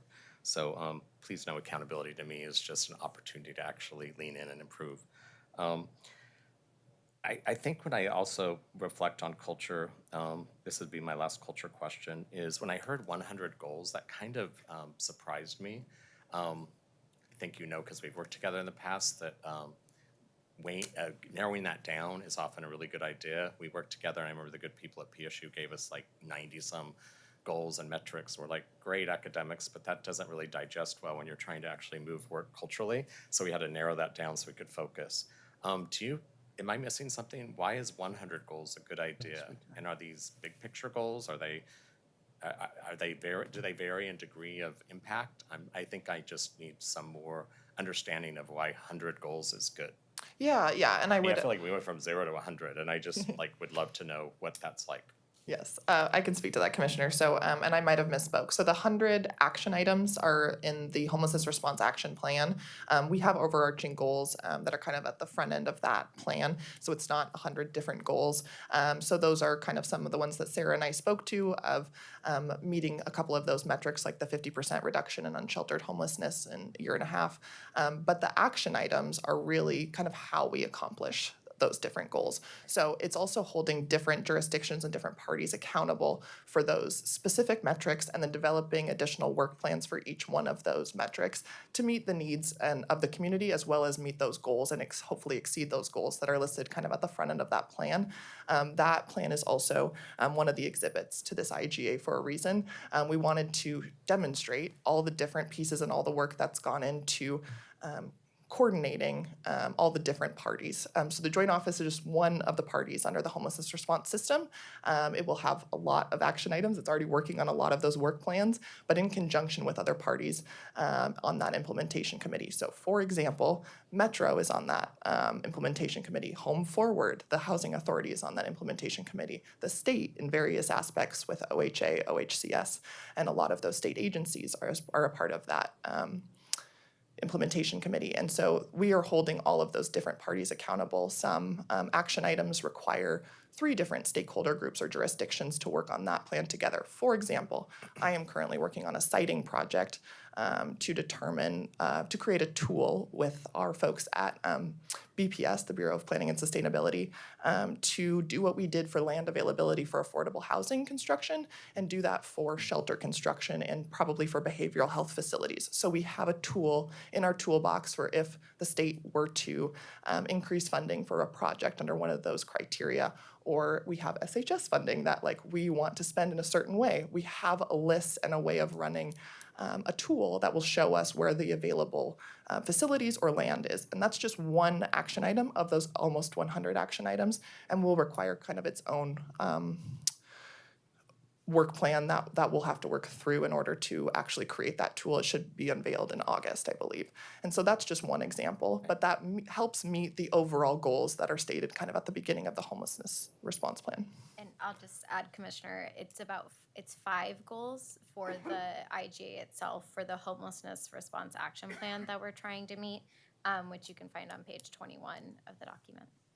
Okay, Yeah. thanks. This was my final question, and it actually got my interest going when you mentioned the auditor, and now I feel like I have to be careful. I'm trying to find, but I won't be. And so my question is, you said the auditors will have some feedback, some findings that suggest that the Joint Office is doing a great job of working with their vendors and such. Is that okay? What I haven't, I think a lot of us are wondering about this, and that is we don't hear enough about mental health and behavioral health. I'll never forget my first meeting when the mayor gave me this assignment in fall of 2020. I asked that time Chair Kafori, where are the professionals from behavioral health and mental health? And I was told it's a separate office or division, and they're not in these meetings. And it was kind of like this big aha, like, no wonder you're seeing what you do. So what is the integration like with those offices, and how are they being embedded into this new plan? Because it still feels like the 2004 Housing First blueprint, and obviously things have really changed since 2004. So I'm just trying to get a sense of how that integration is taking place. I don't know if you want to speak to the way behavioral health is embedded in the HRAP. I will tell you at the county level, this has been a priority for the chair. And she's developed the mantra, one county. And one of the things we've done, which we're doing for the first time going into this next fiscal year, is use those SHS dollars in coordination with the other county departments. Joint office doesn't need 100% of those dollars and can't do 100% of the work. We have an entire county and also city bureaus that need to lean into the plan. So using SHS funds, we've done things like funding the Lolo Pass purchase, which the city participated in as well. And then those services will be provided, those behavioral health and recovery services will be provided. That really is more of a county health department and behavioral health function than joint office. Joint office was the vehicle to get those dollars out to Central City Concern, but really the ongoing partnership will not be with the joint office. So I just give that as a recent example of where, to your point, Commissioner Ryan, we absolutely have to think more broadly, and we have to understand that this work is going to require a lot of lifts from departments outside the joint office, and we are not only open to that, we're driving in that direction. Thank you, Director Field. And I want to say I really appreciate that you got TriMet to the table. I'm personally attached to that because I did the connector meeting with you and Sam. And as I often say, it is our number one shelter that exists in our market are the MAX trains. So it's good that they're at the table. One of the reasons that Commissioner Brim Edwards and the chair are not here today, I think they're going to join you later, is they have a county commission hearing and they're talking about an East Side strategy that includes a partnership with TriMet. And some of that was from the original meeting that you facilitated with TriMet leadership. Commissioner Mapps, then Commissioner Rubio, and then I've got a couple of questions as well. Thank you very much. I feel like I should just ask a question, which is very much an elephant in the room. I'll tell you, I understand why the city and the county need to coordinate houseless policy and houseless services, and I am a champion for doing that. We'll always be there for you to figure out how we can work together to get this done. What is less obvious to me, especially on the budget side, is why the city is sending over every year, let's say $31 million to the county to do this work. You know, I think the city's dollars represent about 7% of your budget, and I think if you take a look at how the county has been able to get dollars out the door, typically every year there's more than $70 million, or there's more than $30 million of carryover year to year. Like, why, Director Field or city staff, why is it necessary to send city dollars over to do this? Okay. Yes, Commissioner, so I would say it's not necessary. I think it's a choice. And so I think it stems from a historic investment that the city made in adult shelter pre-joint office of homeless services. And we continue to fund a lot of those adult shelter beds, as we mentioned, the congregate shelter models, as well as the outreach services. So that was how we had broken down kind of the funding relationship between the city and the county to really create that partnership between our two jurisdictions. I think it's something that the City Commission will continue to tackle and wrestle with moving forward, especially under these new funding mechanisms and with additional dollars coming from Metro for the supportive housing services measure. However, I also think part of what's confusing is the intertwined kind of nature of the county sending money to the city for different programs, for example, that $21 million that Director Field mentioned, as well as some other services. And it can get really confusing to try to untangle that. One thing that I think is a positive from that is we really are working together to accomplish all those different pieces, and we cannot do that work alone.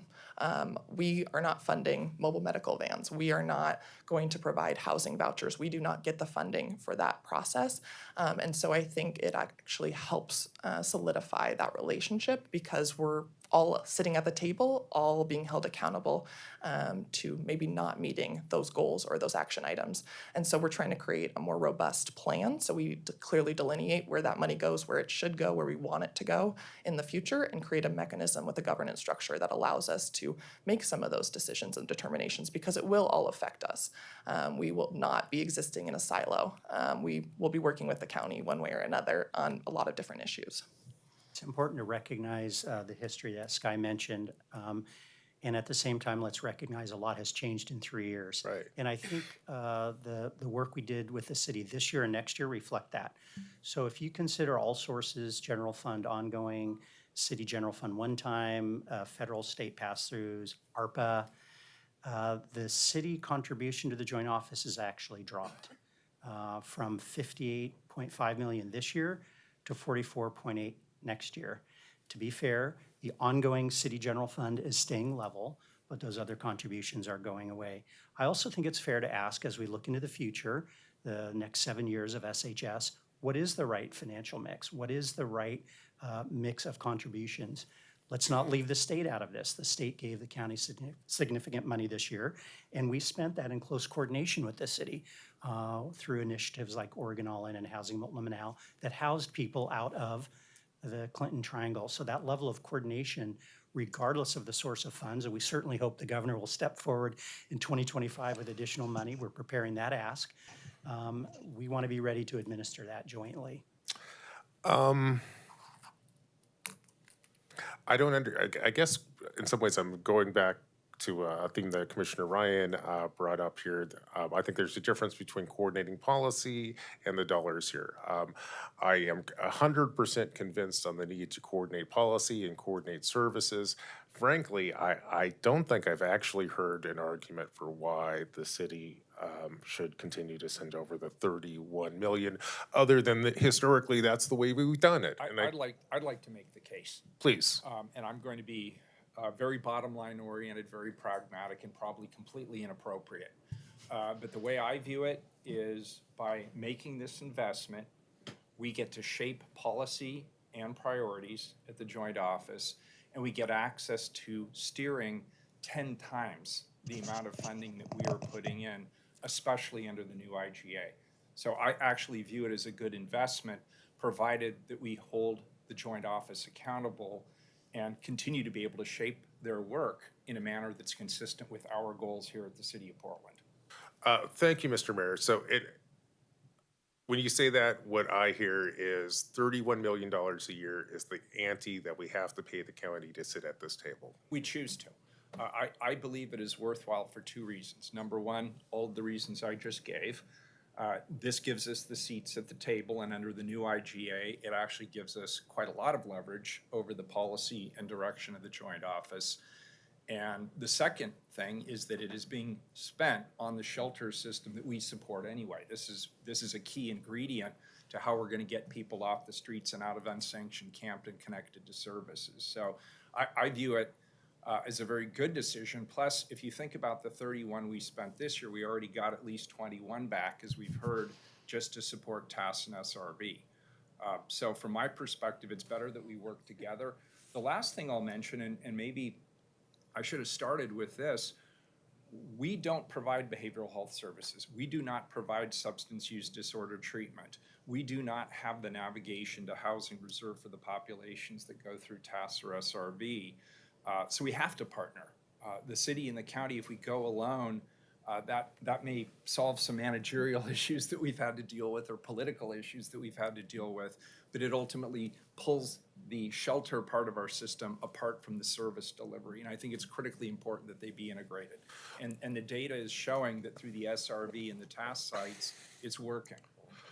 Thank you, Mr. Mayor, and I appreciate that, and I recognize the sort of real politics truth here. I will also point out that we got IGAs with the I got IGAs with the county to manage bridges and rats and mosquitoes, and those IGAs do not include an ante where I have to hand over $10 million to sit at the table. And I think the fact that we're handing over $31 million just for the right to sit at the table suggests that there's something still kind of wrong about what we're doing here, especially. Just to be clear, I did not say it's just so we can sit at the table. It's so that we can integrate the service delivery and that we have an ability to actually steer a much, much larger pot of funding towards resolving homelessness in Portland.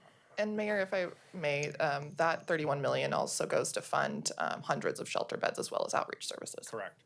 Do we get to pick which shelter beds they are, or is that something the county picks? So historically, we've chosen to fund adult shelters. That could change in the future. The city. Who's we in this conversation? Is it council that picks the beds that we fund?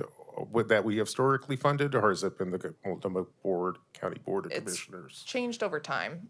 So initially, City Council was choosing to fund the adult shelter system within the joint office. And then when it transferred to that new governance structure, they have continued to invest in the adult shelter system, those same beds over the last 6 years that they had invested in previously, and that the city had said was kind of their priority. I think the Steering and Oversight Committee, to the mayor's point, will be the mechanism by which the city commission is able to decide and get to influence where those dollars go in the future. So if we no longer want to fund adult shelter systems, if we no longer want to fund congregate shelter beds, as we've already stated, based on everything that we hear from all of you, we would rather fund alternative shelter sites because we are finding those to be really successful.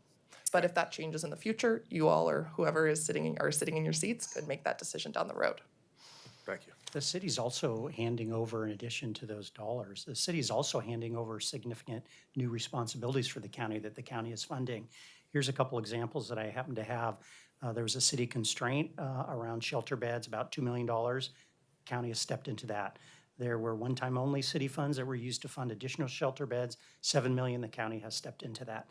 Shelter wages, navigation for outreach and encampments, the list goes on. So the idea that the city is handing over money and not clear what happens to that couldn't be more incorrect. I would argue not only is the city handing over those dollars, but the county is assuming responsibility for services and infrastructure much beyond that. Thank you. We're running late today, so I'll allow the conversation to move. Thank you. Commissioner Rubio, then Gonzalez, then Ryan. Thank you. So, can you explain a little bit more about the by name list? And are you confident that that's what we've been asking for when we talk about using that? And just more pointedly, are we or are we not using Built for Zero or one of the, like, lean management? Those are the ones that I'm hearing about. What are we doing on continuous improvement? And then are we creating any sort of learning hub or institute, not just in the county or not just in the city, but like metro, city, county, a shared learning hub for training and best practices? Would love to hear about that. I'll talk about lean. Okay. Sarah's going to discuss continuous improvement. So I'll do quickly, and this I can follow up with you always, Commissioner, because I think the by name list, folks get a little confused. So I will try do my best. So the by name list, I think at its most basic, is a part of Built for Zero. So it's one aspect of Built for Zero. Built for Zero is a program and a strategy that's trying to stem the inflow into homelessness and really designate kind of who is coming into the system, stop that from happening. A lot of these metrics in the HRAP, the Homelessness Response Action Plan, speak to trying to stem that inflow that Director Field mentioned. So from institutional settings, folks who are leaving carceral settings, and children who are aging out of foster care, and trying to ensure that they are not flowing into homelessness. That is, at its most basic, Built for Zero is trying to get to that kind of level zero approach, so that you don't have folks who are living on the streets, because you are stemming that inflow and also helping get folks in the outflow kind of into shelter or housing. The by name list is the tool by which you accomplish that. So like, I believe the Joint Office is using that by name list as Built for Zero intends. They've been working hand in hand with Built for Zero and their staff for 2+ years, I believe. Oh, yeah, thank you, Wayne. Deputy Director Anna Plum can correct me on these different metrics, but my understanding is they've been working very closely, and now I think they're at 94 to 97% was the latest I heard from the Joint Office data team of hitting all their metrics that Built for Zero requires. So it's very data driven. They want you to hit check all these different boxes to make sure that your data set is actually truly complete and you can go through this different process. So I believe we are nearly there in terms of going through the Built for Zero approach, but the by name list already exists, and they've done a really good job of integrating that from all of the different sources of data. So that includes HMIS, but does not only require kind of HMIS. Is there any?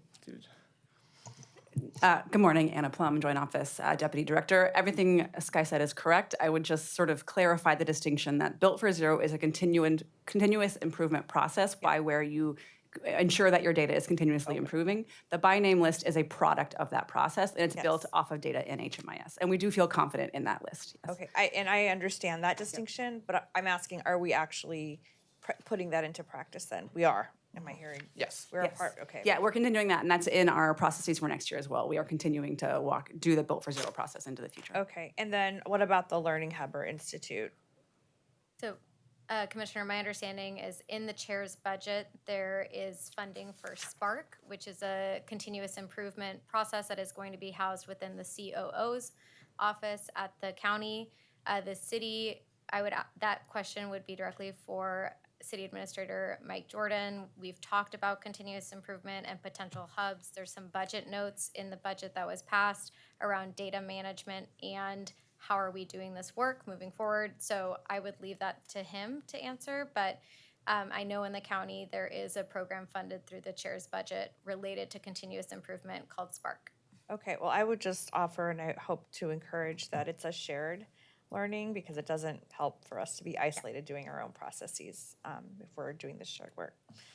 So, thanks. Thank you, Commissioner. Commissioner Gonzalez. Just one last, building off the continuous improvement. So that is a county level program, but how does Spark play out in the Joint Office on Homelessness? That's the part I'm not clear on.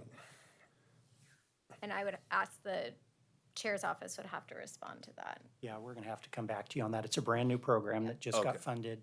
It's not even up and running yet until the next fiscal year. So unless you know more about it, that we'd have to follow up on that. So is it fair to say there's not necessarily a formal continuous improvement methodology in operations, but there may be on the data side? On the Or- data, Is that fair to say? Yeah, and Built for Zero was actually a national continuous improvement process, and we've been partnering with that national organization for years now, and we will continue to do that. And that's on the data side. That's very data important. specifically, yeah. But in terms of operation and execution, continuous improvements might mean different things to different people, so I just want to be Yeah, precise. no, I appreciate it. This is a great question.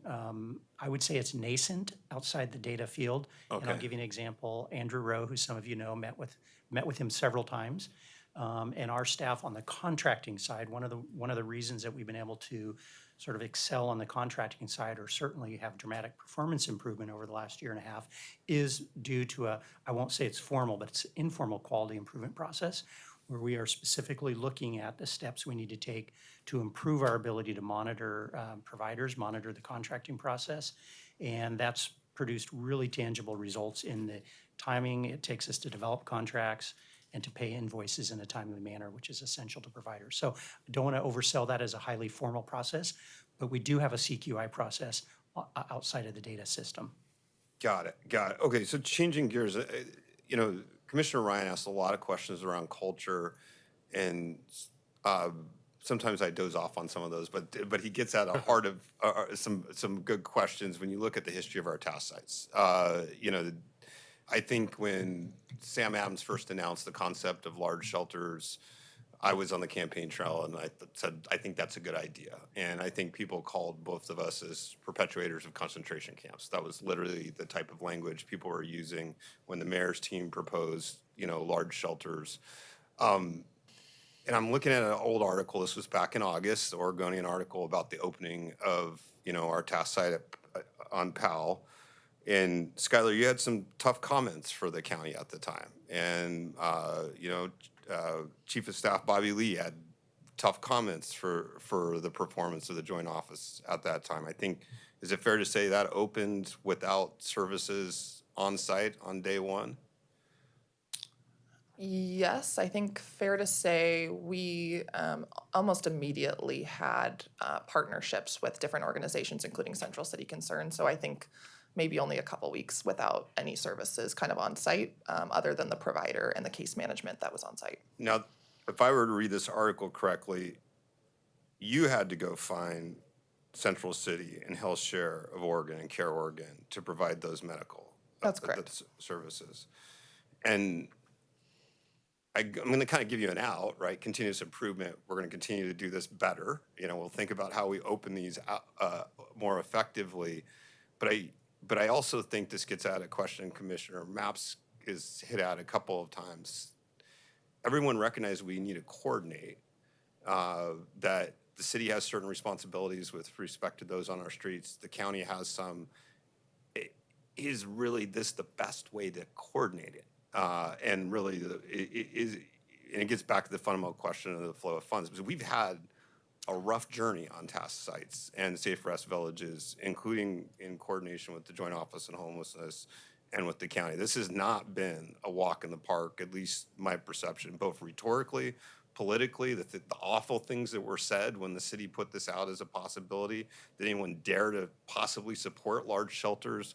There were some hard rocks thrown at all of us in that process, and you guys lived it in the trenches.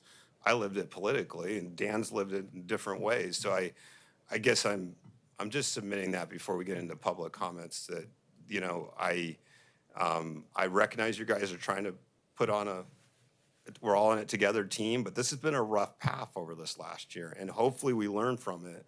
And the next time we open a task site, you know, we're not going to go through this song and dance again of not having services from the county on day one. I mean, that's a tragedy, and it really can't be repeated again. Yeah, thank you, Commissioner. I think, as Director Field mentioned, we're opening up our second task site and already building the plan for those wraparound services, so we do not have that same experience again. And I think I very much remember those difficult interactions and meetings last year. And I also think that's the importance of leadership. I really want to credit the mayor, and I know Commissioner Ryan also, with the Safe Rest Villages, stepped forward and said, I think this is actually going to work. And the mayor protected me and other members of our staff and said, I believe in you and the work that you've done and the research you've done and who you've talked to, and that people really want these to be opened. And we just kept going. And now we have heard from the chair's office, from the joint office, from different members of the community who really doubted whether those sites would work. And they've seen the progress that they've made. They've seen that we proved that it could happen. And I think we were told to prove the concept, and we did. And so we're very proud of that, and I think we'll continue to improve on those. I would say as much success as we've seen, there are still many different pieces that I want to continue to improve every day at the Safe Rest Villages, at the task sites, with different city processes. We are continuously improving. And we're in the trenches every day. This is an emergency situation. It's been an emergency situation, and I think we have to keep addressing it as such. And that means that we have to keep learning, we have to pivot, we have to invest differently, we have to make decisions at a moment's notice and make sure that we're helping as many people as we can in the most effective way possible. And I'll just leave with essentially a rhetorical question, but you're free to weigh in.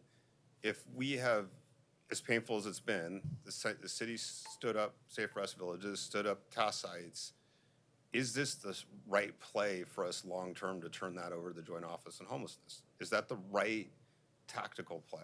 There's a lot of argument as to statutorily who is responsible for shelters. And we probably should have that conversation out in the open, you know, at some point, just so that everyone's level setting, because that is an area of ambiguity. With or without the Joint Office on Homelessness, you go back to what was done in the early 80s, it is an area of statutory ambiguity from my vantage point. And so if you don't have clear guidance from the law as to who's responsible, is really the Joint Office the right body to be managing Safe Rest Villages and task sites, given the history to date here?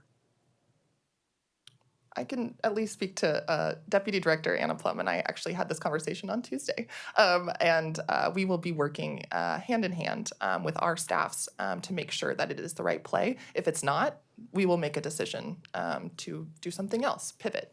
The Steering and Oversight Committee will be largely a part of that process to determine whether this makes the most sense going forward, but it will continue to be a process to ensure that is the right course of action to take. And I think making sure that we're also coordinating what we're doing on the city side with what the Joint Office is doing and what the county is doing, and to make sure we can actually build something that's even better than what we have right now. But I'm not going to sugarcoat it. That is a process. That will take work. This is the beginning of that work process. Pop-up, and just to be clear, we're not proposing to transfer SRV and tasks until July of next year. Is that correct? Correct. So we have a year And to ensure that this is being that's done. correct. And by the way, let's not presume that there's any specific model So we've already talked within the joint office, and maybe Anna and Sky talked about this. There's a lot of different models that'll be on the table that will require ongoing city engagement and collaboration. It doesn't mean that the city does this or the joint office just grabs these. And we'll spend the next year exploring what is the best model for collaboration around those sites. All right, thank you, Commissioner. So Commissioner Ryan, we'll let you ask your questions, then we have to take a 10-minute break here and give everybody behind the scenes an opportunity to do whatever they need to do. Commissioner Ryan. Thank you, Mayor. Because you brought up the SRVs, I want to start with that. It was spring of 2021 where we began that journey, and it was obviously a different time. And it was the pioneer work that then led to the task sites. So of course, what I want to get out there is that one thing I was really attached to, so I have some PTSD over this, A, and then B, I have some attachment, and so I appreciate a couple of my colleagues doing that for me. So thank you, Commissioners Gonzalez and Maps. I was really dogged about the data sets, and those are hard to do, and I really want to lift up, I think Brandy, I saw her back there, and the team at SRVs for really trying to figure out how to get something. As I always say, it's better to measure something than nothing. And we didn't get culturally a lot of support from the joint office about that. So if there's one attachment I have is that can we please insist that we continue to do that work? Because at the beginning and ending of all continuous improvement work is to have some real-time data. And just some background on getting Built for Zero. I met Roseanne Haggerty, the head of this organization that birthed Built for Zero in 2018. And it was a gathering of continuous improvement nerds, so I was there. And she made it really clear that we weren't welcoming to their work. And so I want to say that it's great to see where we are today. But I also want to say that that was passed in the late winter, early spring of 2021 to work with them. So it's been a really slow journey, and I know it's been accelerated since you've been on board, Danfield, and I appreciate that. That said, that's something that we have to continue culturally to stay on top of. My question then would be, Commissioner Rubio got to this, is it cultured within the system yet, or is it still more being built by a few people that do data work, or is it something that actually the providers are aware of, that the joint office is aware of? Is it cultured as practice? And the reason I focus on culture, my friend, is because when you're an organizational leader, culture and practice eats policy for lunch. That's what the participants, that's what the clients experience. So to me, nothing really matters until I hear it's implemented and it's part of the culture. So are we measuring, are we doing that type of culture within the joint office? And at the providers, I think the answer is probably no on the second one at least. I want to hear what you think, how we can get there sooner than later. Because it's been 3 years and not much has happened. I can speak for the joint office staff and say that I think the continuous improvement culture is absolutely one the joint office staff are excited about. They like to be able to show how their work is succeeding and aware that it needs challenges and where it can improve. I think that culture is absolutely there. I think on the case of providers, I think one thing we should acknowledge is that they haven't had the tools in a data system to allow them to do that work very easily. So for example, we know the HMIS system is pretty cumbersome for our providers. It's difficult for them to get the data out.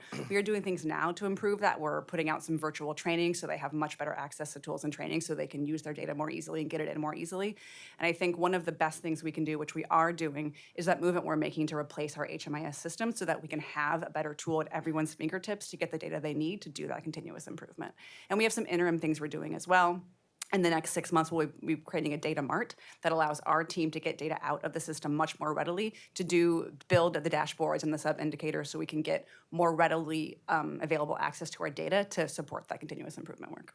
I appreciate that, and I'll just say that what I always found is that it just has to be socialized, if you will, as an important part of your day. Everybody, the best data you get are those on the ground that are actually entering into the system. I think we make it too technical, and we act like it's like some Kool-Aid that you have to understand how to drink and then be behind. It's really just about a willingness and putting your ego at the door and having some humility to think differently. And we all know adults are really tough on behavior change, and so it's not easy. So I just hope that we really stay on it and that we start to see some demonstrated results and some humility in the process.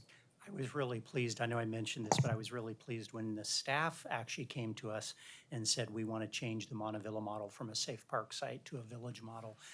That was not something that we pushed on them, and that was an indication to me that they were seeing the results from the SRVs that they were engaged with.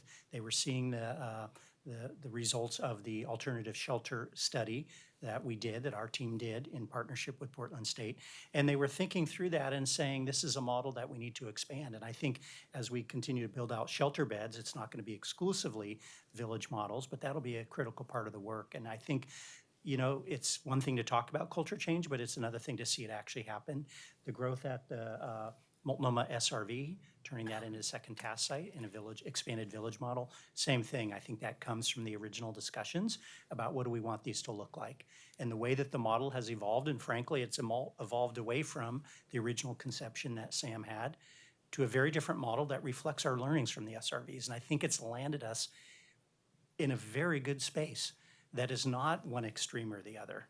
And in fact, it's a workable model that brings in the best ideas from people that may have had very different starting points.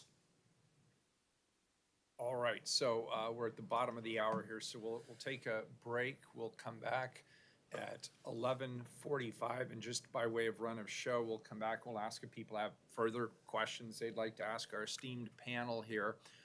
This does complete the presentation, right? There's no more presentation, so we'll ask if there's more questions. If not, we'll move to amendments, and then we'll move to public testimony. So that's sort of the run of show from here on out. In the meanwhile, we are in recess till 11:45 a.m.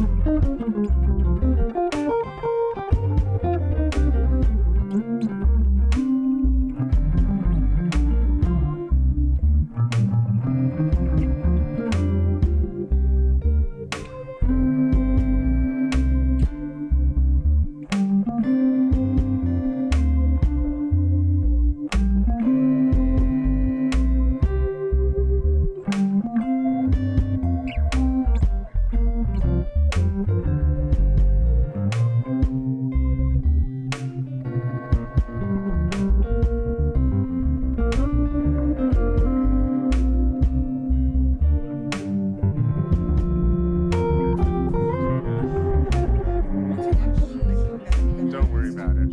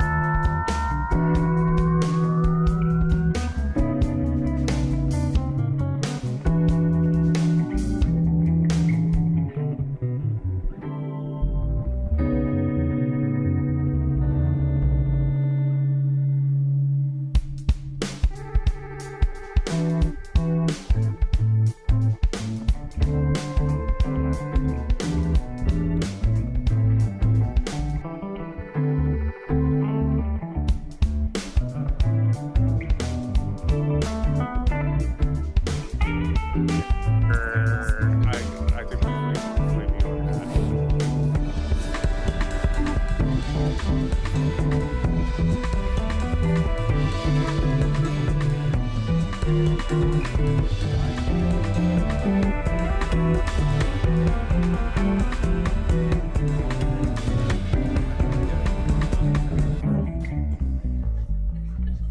Good, totally good. Thank you.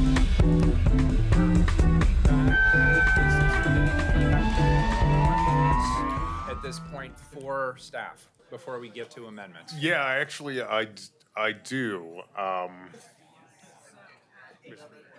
Could we, folks in the back, I know it's a little hard to hear in the back. Could we get the panel to come back up? Commissioner Maps had a question or two.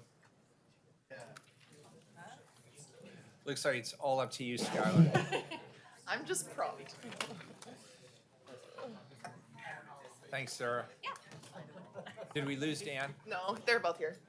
Dan and Anna. Dan. I like these chairs. Dan. Herding cats. Commissioner Maps.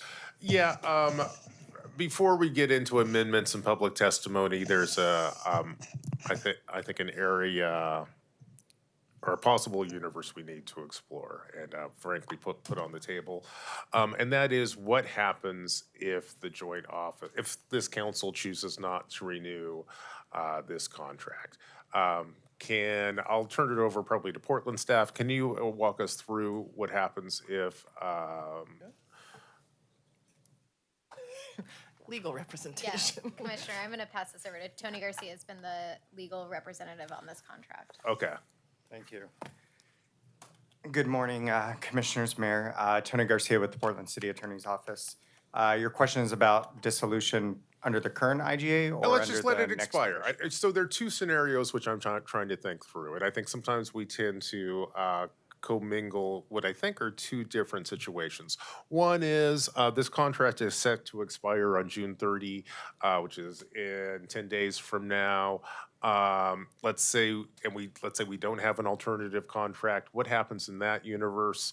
And then another universe, which I suspect will be floated, is that we renew this IGA, but we have a check-in in mid-October, and if a certain set of benchmarks haven't been achieved by mid-October, we might walk away from this. I'm wondering if the consequences and next steps in both of those scenarios are the same. So just let's start with the easy one, or what I hope is the easy one. Let's say there is not a consensus on this council to sign a new IGA. What happens? So they're very different processes. So Yep. under the current one, if we terminate the IGA, which means allowing it to end June 30th, we are supposed to have developed a transition plan. There's a penalty for a party that dissolves the agreement without the transition plan, or we could do it jointly. I'm going to presume we're not going to come to some agreement jointly before the end of the fiscal year. So we would have to come up with the transition plan, and if we cannot, we would go to mediation. If we can't agree in mediation, then one of us would have to go to circuit court, and we would have a judge tell us how to dissolve. So it's a process that could take a long time. And certainly the penalty, I believe it's $250,000, would be potentially on the table for the city if we are found to be the defaulting party. Well, so even if you're saying even if the contract expires and the contract has a sunset date at the end of this month, you're saying even if we just kind of ride things out, basically we have this conversation today, and it just expires, you're saying we still have to pay a $250,000 penalty, and we have to come up with a transition plan, and we have to go to mediation? Because I'll be frank, when I look, and I'm not a lawyer in this room, but we got a lawyer at this table, and we have some lawyers in the crowd. When I look at the language in the IGA, I don't see that. I kind of see how it says this thing expires, and then it seems like it just expires, like every other contract that would expire. On the other hand, there's this other scenario, which I've asked you about, which is, okay, let's say we're going along with the IGA. At some point, this council decides we don't want to do this anymore mid-contract, and then we have to do all these other things. But you're saying that under both of those scenarios, we have to have a transition plan, mediation, and pay $250,000? Yes, I'm not saying that I would concede that the city would have to pay the $250,000. I think we'd make the best argument we could that we were not the defaulting party under that contract. But I'm just highlighting the fact that there is the potential for a $250,000 penalty on the table. I'd love to hear from our top city attorney. Is that the advice? Is that also your opinion and your advice to this council and your interpretation that you're sharing with this council in terms of what happens if we just let this expire? Yes, Commissioner, and Robert Taylor, City Attorney. And I think what we have been talking about today is this question. And we have had a very rocky relationship over a number of years. And the question of if we just let this expire, what happens? We have a very messy divorce is what happens.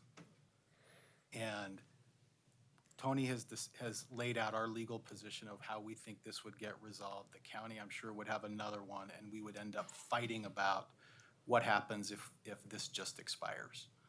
So we get a messy divorce.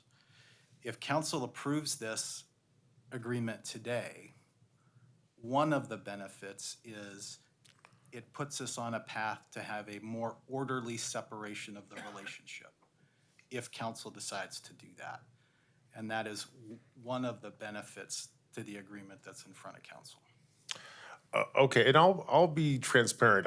I think probably before we do a final vote, I'm literally gonna have to have the lawyer sit down with me and a copy of the IGA because it looks different to me. And I think I've heard other people say something different. I fully recognize I'm not a lawyer, and so there's a bunch of stuff that I don't get here. But that is, I think that outcome both strikes me as being kind of outrageous because contracts expire all the time. If we're still going to get penalized if the contract expires, then like the contract hasn't expired. Yeah, and I think part of what makes the divorce messy, if we just let this expire in 10 days, is there is a community of service providers and a system that's in place anticipating that this arrangement will continue in some form. So if it just stops in 10 days, there is a disruption to those systems and those providers. And the provision that Mr. Garcia was pointing to was this concept of if it terminates, there's going to be some mediation process so to minimize the impact on the providers in the system. So that's why I do think if it just expires in 10 days, there will be impacts, it will be messy, and that's one of the reasons the alternative that's being proposed today is better because it gives us a path to an orderly dissolution if the city wants to do that. Okay, I hear you. I tell you, before we do a final vote on this, we're actually gonna have to sit down and do some real tutoring Mengus with the contract language in front of us. The second question I want to ask is, let's say we allow this contract to expire. Last week I think we finished our budget process. In the budget we have tens of millions of dollars that we agreed to send over to the county. Let's say, what happens to those dollars if this contract expires? Are we obliged to send those dollars over, or do we claw them back, or is that a policy question that this council decides? There would not be a contract governing those funds, so we wouldn't be obliged to send them. Okay. So the money that the county is relying on when they're past their budget wouldn't be coming to the county. And that's where you start to get to the disruption to the system and the service providers. On the other hand, if we sent those dollars over, even if we didn't have a contract that said this is how they're going to be spent or whatnot, or at least it's not contained in this contract, would there still be that disruption? Say that again? Actually, why don't I pause here instead of, I see my colleague, Commissioner Gonzalez has his hand up.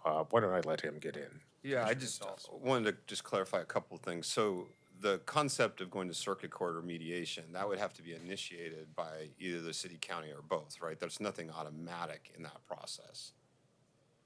And well, go ahead. So Yeah. we let this contract expire. It's July 1.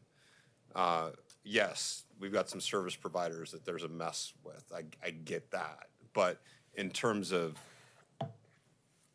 automatically being hauled off to circuit court or in the mediation, the county would have to initiate that, or we would have to initiate it, or we both agree to go down that path. There are alternatives to how we wind that down, correct? Yes. So I want to be clear. It's not like we let it expire and our butt's in court. It's not quite that simple. The county can choose to try and initiate a process there. That doesn't necessarily mean they will. There may be more efficient ways to quickly wind this down. That's true.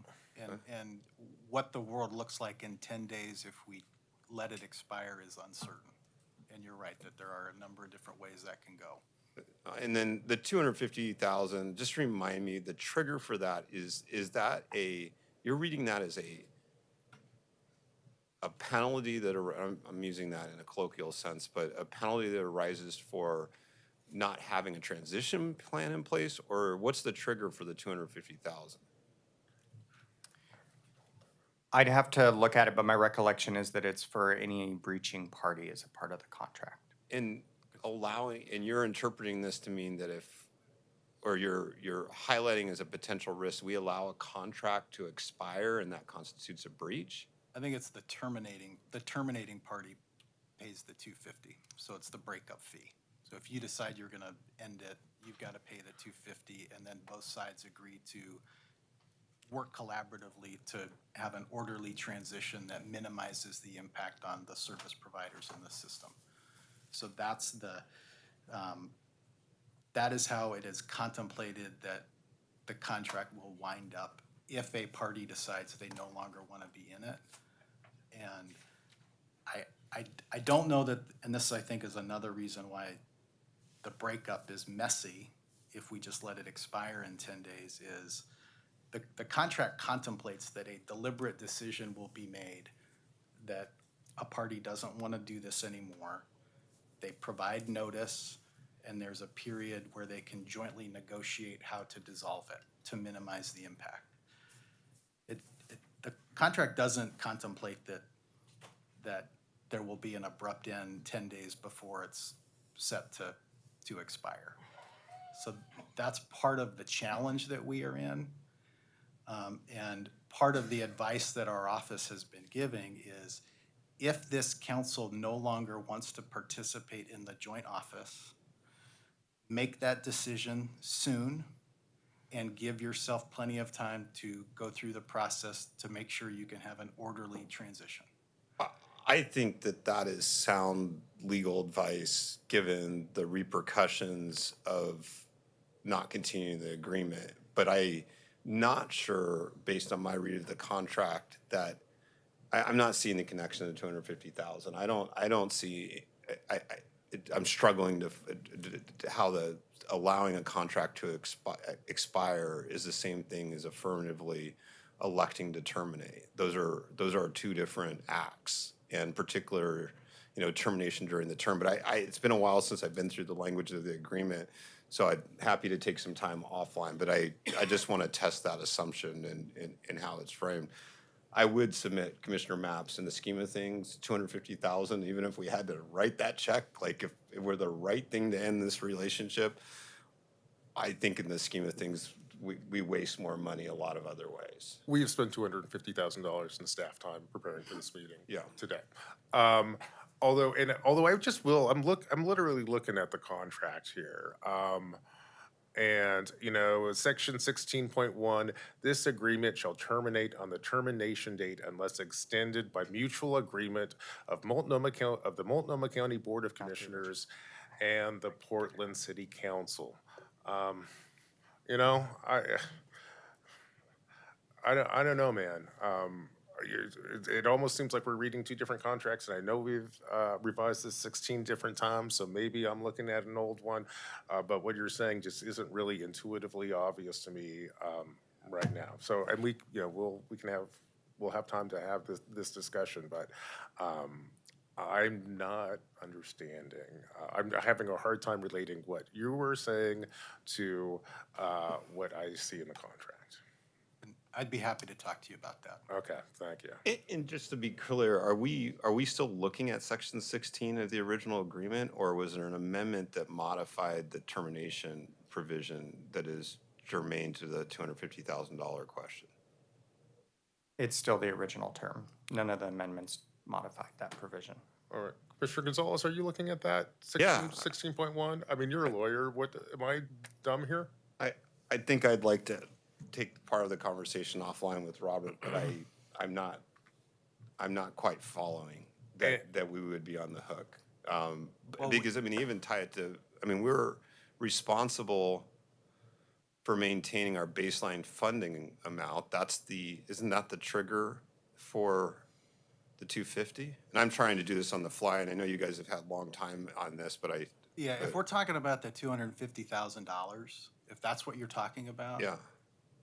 Yeah, if we terminate, if we just let it expire, we're not on the hook for 250. Okay, that feels a little bit different than what we just heard. Yeah, if we just let it expire in 10 days, we are not on the hook for 250. It is still a mess.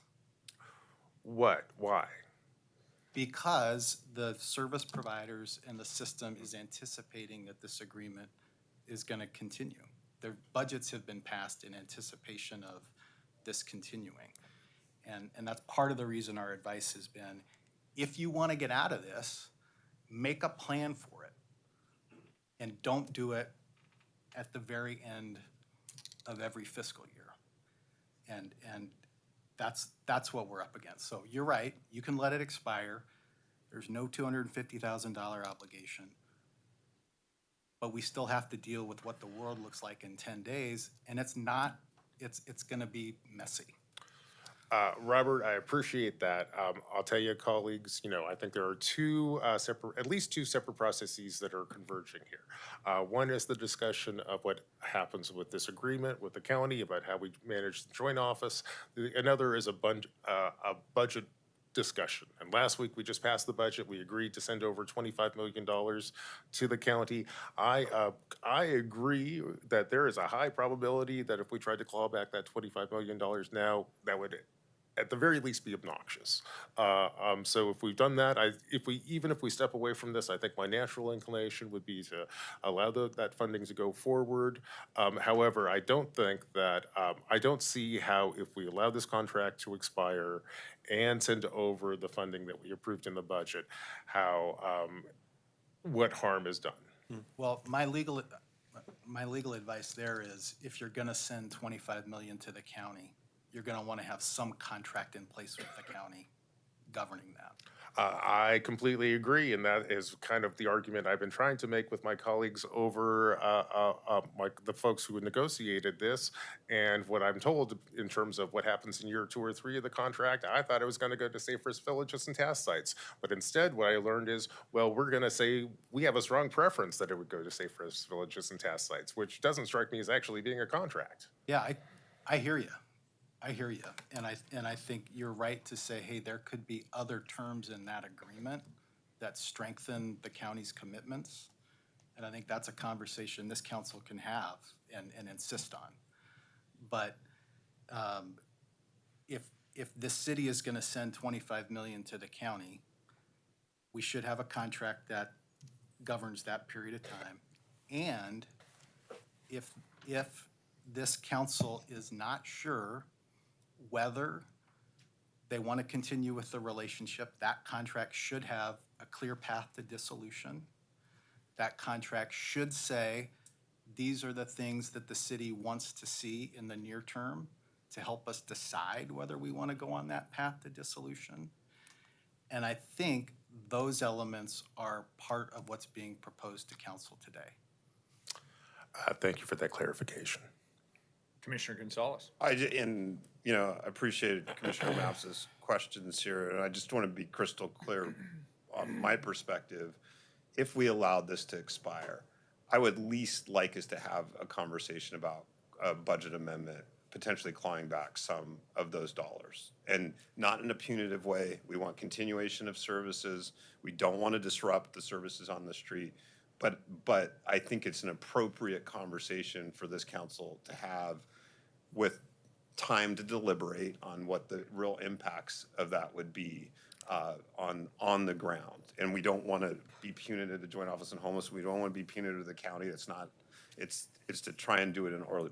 But I think it's a legitimate question. If we're not going to continue the agreement, should we really send the whole hog over to the Joint Office this coming year? Sure. I appreciate that caveat, Commissioner Gonzalez. And I don't disagree that we shouldn't have a discussion here. I just want my county partners to know I'm very sensitive to how disruptive it might perhaps be for the city to claw these dollars back at, 10 days before the fiscal year begins. But if we choose to go the termination route, I look forward to having this conversation with my colleagues in terms of how do we best provide continuity of services who are actually on the street, and how do we treat our contractors fairly. Thank you. Commissioner Ryan. Yes, thank you, Mayor.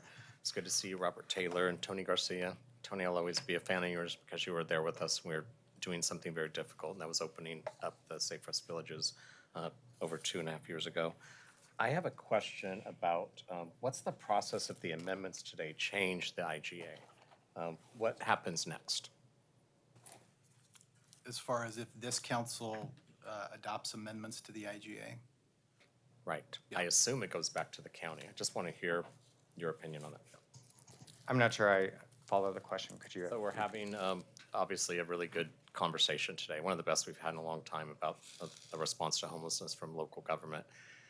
And we are entertaining some amendments. So there's an opportunity with that, as we try to get to a yes on this side, that it will change the IGA with these amendments. What next if it changes the IGA? So the IGA, if the amendments that are proposed are adopted, what it does is it brings forth another meeting before this city council, I think before October 15th, where this council will then decide whether to terminate the agreement or not. But the IGA itself doesn't change, just the presentation and the goal progress needs to be presented before this council. Could I clarify, because I think the commissioner may be asking a separate question. So I think you're being responsive to the red line amendments to the ordinance. Yes. I think he's asking a separate question. Am I correct, Commissioner Ryan? Yeah, I am. I'm asking a question that says that as we try to get to a yes on this side of the river, we could change the IGA a bit. And so I assume it would go back to the county, correct? Oh, yes. Okay. Yes. yeah, there's two different types of changes that could be made. So one type of change is to the IGA itself. And if we make those changes, that would have to go back to the county for them to agree to those changes. The other type of change that has been discussed and that is part of what's being proposed is if we agree to the IGA and there is this path to dissolution in that IGA, then this council could direct the city to engage in conversations with the county, try to get some clear understandings by a date certain.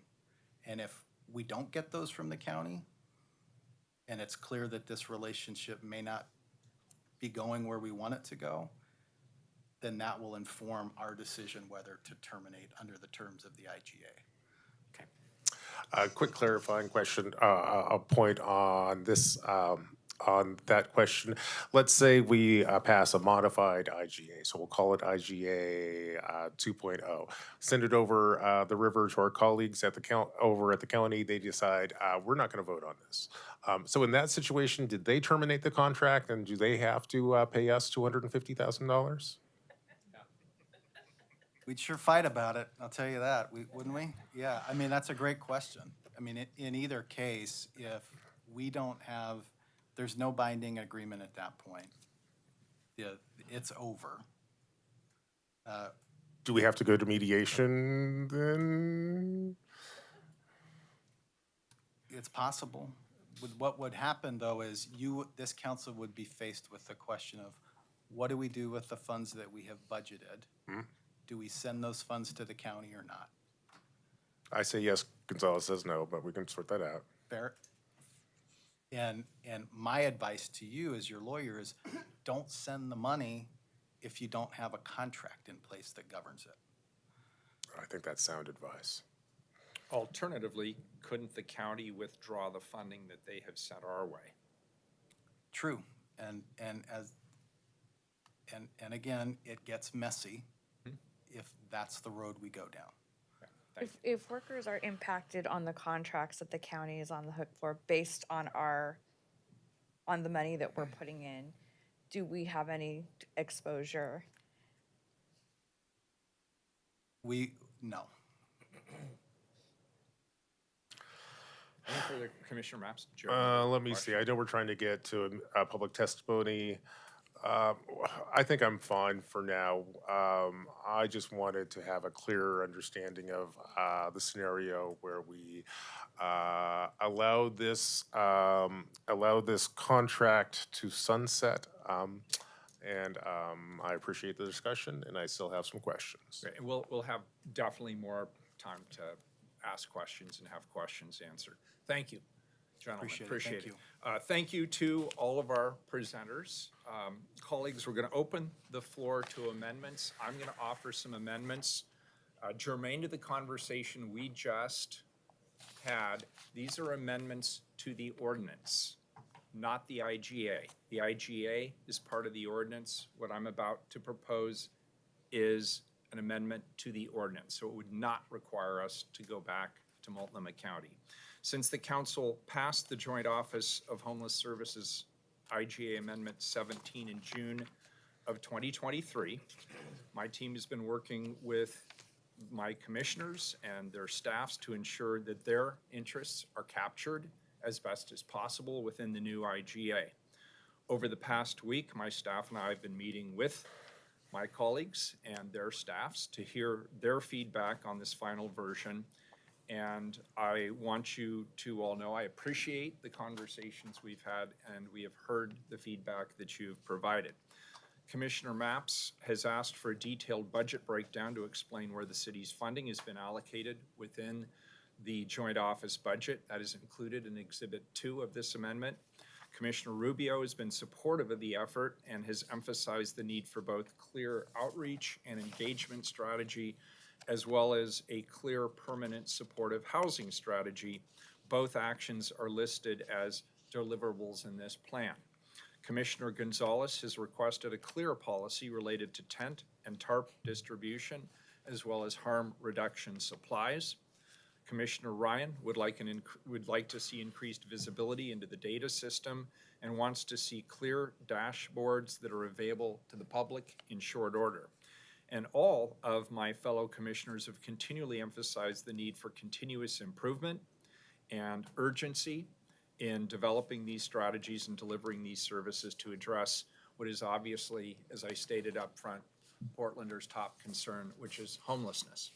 We have to keep this work front and center to ensure that progress is being made. As such, I have worked with all of my colleagues and their staffs to develop a single collective amendment that identifies milestones on which the city must see progress in order to continue within this new contract. We've been working thoroughly on this over the last few weeks, and especially during the last 24 hours as my fellow commissioners have brought forward new ideas. We think we mainly captured our best thoughts, and we're hoping that this amendment is a compromise that works for the majority of the council. The amendment reads as follows. Amend the ordinance to include new directives A and B. The original Directive A now becomes Directive C. I'll now read the new directives into the record. A, City Council will meet by October 15th, 2024 to receive a progress report from the City Administrator on the Homeless Response Action Plan. If the plan has not met the following contract milestones, City Council will decide whether or not to terminate the Homeless Response System intergovernmental agreement at that time. Milestones that the City Council will review progress upon. Number 1, the Homeless Responsive System Steering and Oversight Committee will approve a publicly accessible performance dashboard that shows quarterly updates and progress towards HRAP outcomes. Number 2, the Joint Office of Homeless Services will have launched a shelter availability application pilot to report available access and appropriate placement spots available to be tracked in real time. Number 3, the HRS-SOC, the Strategy and Oversight Committee, will approve a publicly accessible budget dashboard available detailing respective program investments by fiscal year. Number 4, the Joint Office of Homeless Services will provide a detailed plan, including costs and locations on the 555 beds of additional adult shelter that is planned to be opened by December of 2024. Number 5, the Joint Office of Homeless Services will launch a pilot to secure up to 200 block primarily leased units to support rapid rehousing placement. Number 6, Multnomah County will have completed an analysis of current supportive housing providers and develop a 6-month plan to bill for Medicaid-eligible services. Number 7, HRS-SOC, the Strategic Oversight Committee, will determine whether to propose an expanded SOT to include 1, a business sector representative, 2, a behavioral health expert who is not a current service provider, and 3, an individual taxpayer who currently pays supportive housing services taxes. Number 8, the HRS Strategic Oversight Committee will approve a policy that governs distribution of tents and tarps by Multnomah County and its service providers within the city of Portland. 9, the HRS SOC will approve a policy that governs distribution of syringes, drug kits, and other harm reduction tools by Multnomah County and its service providers within the city of Portland. Number 10, the Joint Office of Homeless Services will finalize an outreach and engagement strategy work group and steering committee that includes City of Portland participation similar to the community sheltering strategy. And I understand, Commissioner Maps, you would like to add 2 friendly amendments, numbers yes. 11 and 12. I'd like to add amendments 11 and 12, and colleagues, let me read 11 to you. The HRS SOC will provide clear delineation of roles and responsibilities of the city and the county that are related either directly or indirectly to homelessness services. That's 11. And now I'm going to read 12, and then I'll circle back and give you a quick intuitive understanding of what I'm trying to accomplish here. The HRS SOC will determine an agreed upon number of housing vouchers to be set aside for residents who are housed at a TAS or SRV site. So here's the intuitive understanding of what I'm trying to accomplish with number 11. Number 11 basically says, the city and the county at some point have to sit down and come to a clear understanding of what's the city's responsibility in the houselessness space and what's the county's responsibility in the houselessness space, which is frankly sort of a bottom line, red line for me in this policy area. Number 12 basically says, the city and county have to come up with an agreed upon number of housing vouchers for folks who are in our task systems and or our safe rest villages. Here's the intuition behind that. For the task sites and safe rest villages to work, one of the things that has to happen is throughput. Otherwise those things become permanent housing. What we have proven over time is that if you put someone in these spaces, after 3 or 4 months, they begin to stabilize and they're kind of ready to move on to more stable, supportive housing. One of the problems that we consistently find is we don't have that, frankly, the rental vouchers to move those folks from the safe rest villages and from the task sites into supportive housing situations. So moving forward, one of the things I'd like to do is to make sure that at least for this piece of our homeless service systems, it works from beginning to end. You can move from the sidewalk into a safe rest village. If you stabilize, you're gonna get out and actually have support to have permanent housing. And that's what I'm putting on the table. All right, Commissioner Maps, I accept your directives 11 and 12 as friendly amendments. The overall package is Wheeler 1. Can I get a second? I will second that. Commissioner Maps seconds. Commissioner Ryan, you have your hand raised? Yeah, I have a friendly amendment, Mayor. I'd like to introduce a friendly amendment, and I have passed them out to all of you.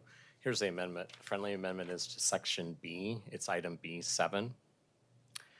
The HRS SOC will expand the SOC to include 1 business sector representative, 1 behavioral health expert who is not a current provider, and 1 individual taxpayer who currently pays SHS tax. Colleagues, we need good governance model that doesn't include only elected officials. We need to make decisions with and on behalf of the people paying these taxes and receiving these services, not people who are receiving the tax dollars. I'll second that. Thank you. Commissioner Ryan moves and Commissioner Maps seconds Ryan 1. Any further amendments? All right, very good. Are there questions on the amendments at this time? And I just have a clarifying question.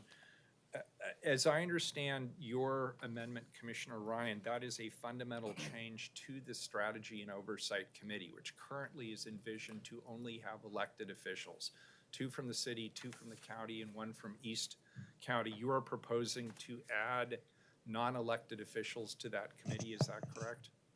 That is correct. Okay, and there are other committees. And it's in- also to move it, just so I could finish, I wanted the language to not be so passive. I've experienced that for the last 2 years and it doesn't move anything. So I want to make sure the language is more direct. Okay, and you are, of course, aware that there are other committees that include business interests and include providers, but it is, I assume your belief that those committees are not, does not elevate that viewpoint to a high enough level, is that correct? I believe, yes. I think that the balance that we need in the committee that has the most influence is essential in order for us to actually build that continuous improvement culture. Okay, and who do you envision appointing those 3 community members to the Strategy and Oversight We Committee? have systems in place for recruitment, and we will then have approval process both from the city council and from the county board. Okay. And one last point to the discussion that Commissioner Mapps had opened with legal counsel, which I found to be a very important and helpful discussion. My assumption is if your amendment passes, then this whole package would indeed have to go back to Multnomah County for their approval, since it would fundamentally change the IGA. Is that correct? Yes, that is correct. And that Okay. sounds like good government to me. Yeah. Okay, thank you. Commissioner Mapps? Yes, frankly, I have a question for Commissioner Gonzalez. Are you going to bring forward any other amendments, or does the mayor's macro amendment suffice to what you were trying to achieve in terms of coordinating policy on tents, tarps, and needles? So my amendments are still theoretically on the table, they're still filed. I think if we pass this amendment with Commissioner Ryan's addition, the need for my amendments would go away, so I'd withdraw them. And there is an important difference in the way my amendments are structured and what is in sort of the compromise provision here. We were asking that the policy for tents, tarps, and harm reduction be solidified prior to the mayor executing the new IGA. That's essentially how my amendments read. With this, we're giving a little more time for the parties to reach agreement on that. I'm ambivalent about which way we go, but it's in the interest of compromise. I'm willing to have my policies incorporated into the bigger package, and with the expectation that this is a real check-in in 105 days, that we're having a very hard and direct conversation about whether these milestones have been met, and we walk if there's not sufficient progress across the board on the milestones, or at least we have the opportunity to have the real conversation there. So just so I'm clear, let's say in 105 days, there is not a shared agreement on how to distribute tents, tarps, and needles. Is that your understanding, that then council is kind of terminates the agreement, or? What's contemplated is we reconvene to specifically determine whether we're going to terminate the agreement at that point. And I'm a yes vote on termination if we haven't seen progress on tents, tarps, and harm reduction governance. And one semantic, I don't so much describe it as a policy to address tent, tarp, and and harm reduction distribution. It's when we're not going to do it. It's the rules as to what are the conditions under which it's acceptable and not acceptable in the city of Portland. Okay, thank you. I appreciate that clarification about where you're at. Commissioner Rubio? So I just want to say for the record, I think there's all agreement that we're all concerned about tents and tarps, but I think it's really important to state on the record how we build the policy, though, itself matters. And there's a few important points I just want to say. How, when, and to whom they get distributed matters. And based on that data, and when looking at the availability of shelter beds, is how we build this policy, I think, responsibly. We can balance the accountability part with the reality of needing to protect humans from the elements. That's just real and factual, and something that we have to deal with in this work.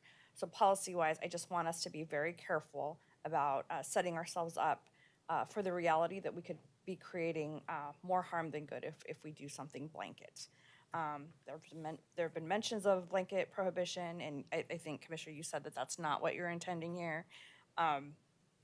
But implementing something a blanket overnight will not be effective for what we're trying to get at. If a shelter bed is not available, people will seek shelter in other places. So to repeat again, just for the record, as we reduce the distribution of tents and tarps, it must follow and be tied to the increase of shelter beds. That's a really, really important piece here that I hope that we explore as this moves forward in any shape it takes. Can I respond to that briefly? Sure, Commissioner. Go ahead. Yeah, I appreciate the comment, Commissioner Rubio. I also want to be crystal clear. My expectation is we're seeing a dramatic reduction in the distribution of tents and tarps in the city of Portland, irrespective as to shelter capacity. This is long overdue. 24,000 tarps distributed in the last year is completely unacceptable under any circumstances in the city of Portland. Having said that, I recognize that the distribution of tents and tarps in cold weather, if a properly insulated tent and tarp in conjunction with other life-saving supplies, I think there's a space for it. If the county is firmly committed to camping and supporting that, then they can designate campsites in unincorporated Multnomah County, hopefully not in the center of the city, but I'd be supportive of them developing a game plan there for campsites. But the uncontrolled distribution of tents and tarps and harm reduction tools on the streets of Portland must end. And so we'll have, whether we agree on this amendment, I think that's a conversation from my vantage point that we have to, when we circle back in 105 days, to be had. Yeah, and I want to be clear that I acknowledge that, and I think I support that intention. I'm just saying that what we say in the policy matters in the process, and we do have to tie it to an outcome that we can track. And I do think that it's reasonable to look at and explore how it should be tied to more shelter openings. I don't think it's that different from what you're acknowledging. I hope one outcome from this, Commissioner Gonzalez, and I appreciate this discussion, is that we get clarity on what the current policy is. Why have so many tents been passed out? Why have so many tarps been passed out? Under what circumstances have they been passed out? And I think that, as Commissioner Rubio said, you know, a blanket policy may not be the right answer, but a more refined policy certainly is part of the right answer. And I've even wondered why we're handing out tents. Why not bivy sacks? If the concern is people being exposed to the elements, why are we handing out ginormous tents that block entire sidewalks? And then, as John DiLorenzo has accurately indicated, that then puts us in a position where, on one hand, tents are being handed out. On the other, we are subjected to a settlement agreement, which we readily and rightfully agreed to maintain public right-of-way. So I think it's opening up a really important discussion. And from my perspective, I like the fact that it is in the package of directives that we would then further discuss in October.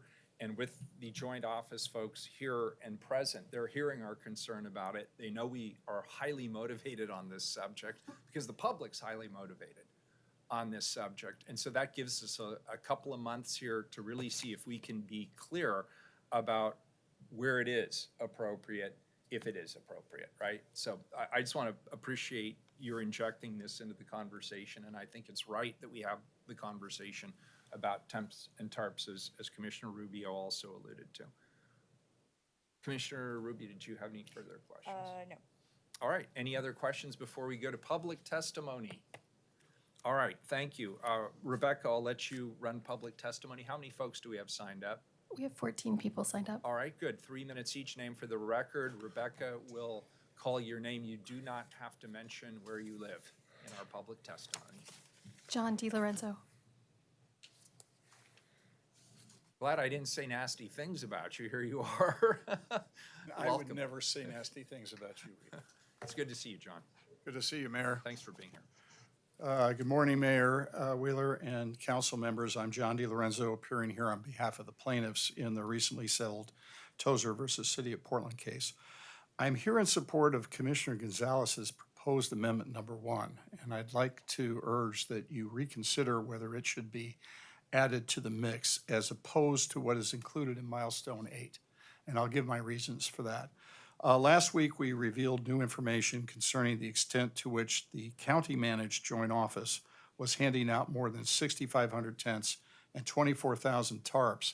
At the same time, you were removing 8,000 tents or more from city sidewalks per our settlement agreement. Since that time, Chair Vega Peterson, who controls the management direction of the joint office, made clear the county's intent to continue to hand out tents and tarps for the indefinite future.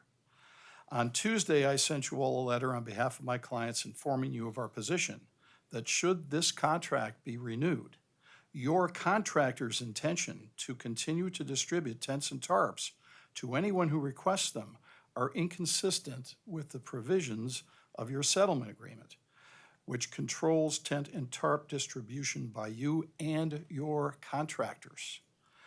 This is why we support the Gonzalez Amendment number 1, which will make your approval of the renewal contingent on the county adopting your policy relating to tent and tarp distribution.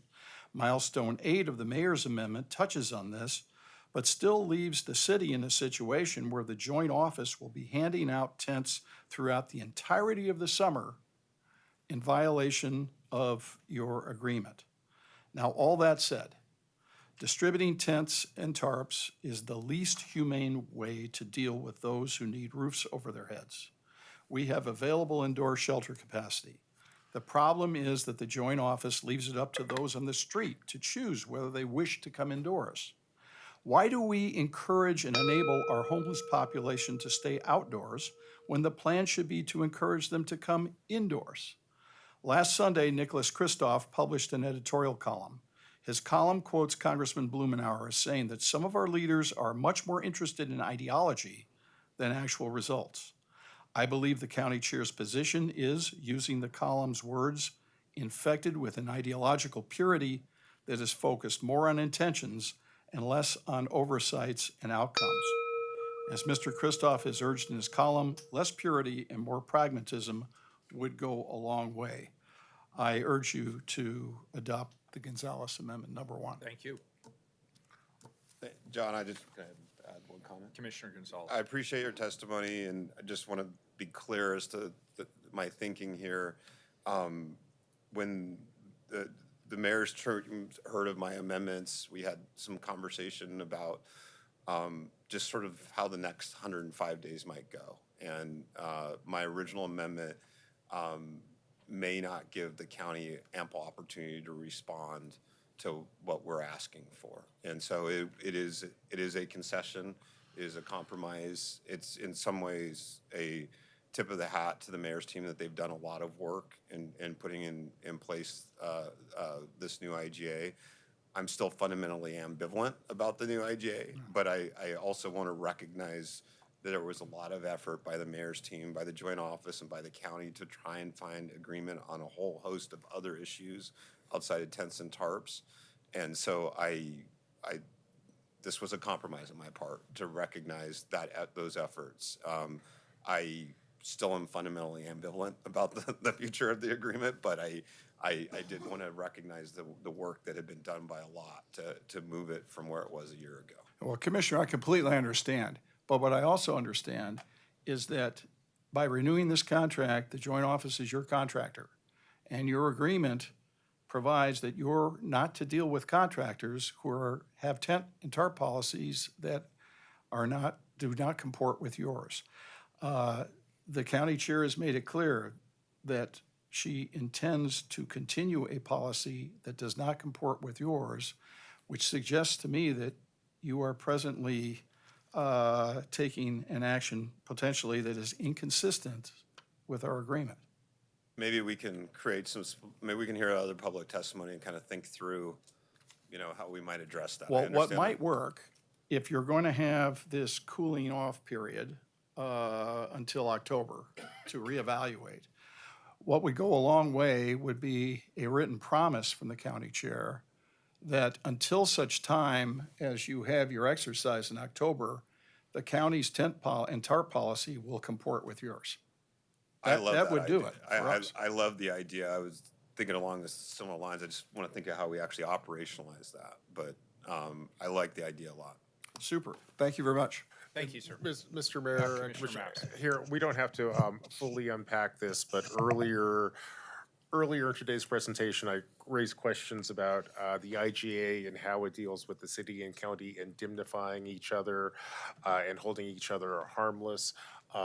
This discussion in particular, when I take a look at the language in 8.2.1, and I hear the discussion that we just had today, it still seems to me like the county should be at least paying lawyers' fees and damages in situations like this. I'm not sure why it's become why this is the city's role in this space. And as I have conversations with our city attorney, so I have a clearer understanding what this contract says and means, I'd like to have some clarity on that. And Mr. Lorenzo, if you have, we have got other people waiting, but if you want to send me an email on that or give me a call, I'd hear your perspective too. Thank you all. Thanks. Appreciate it. Barbara Jacobson.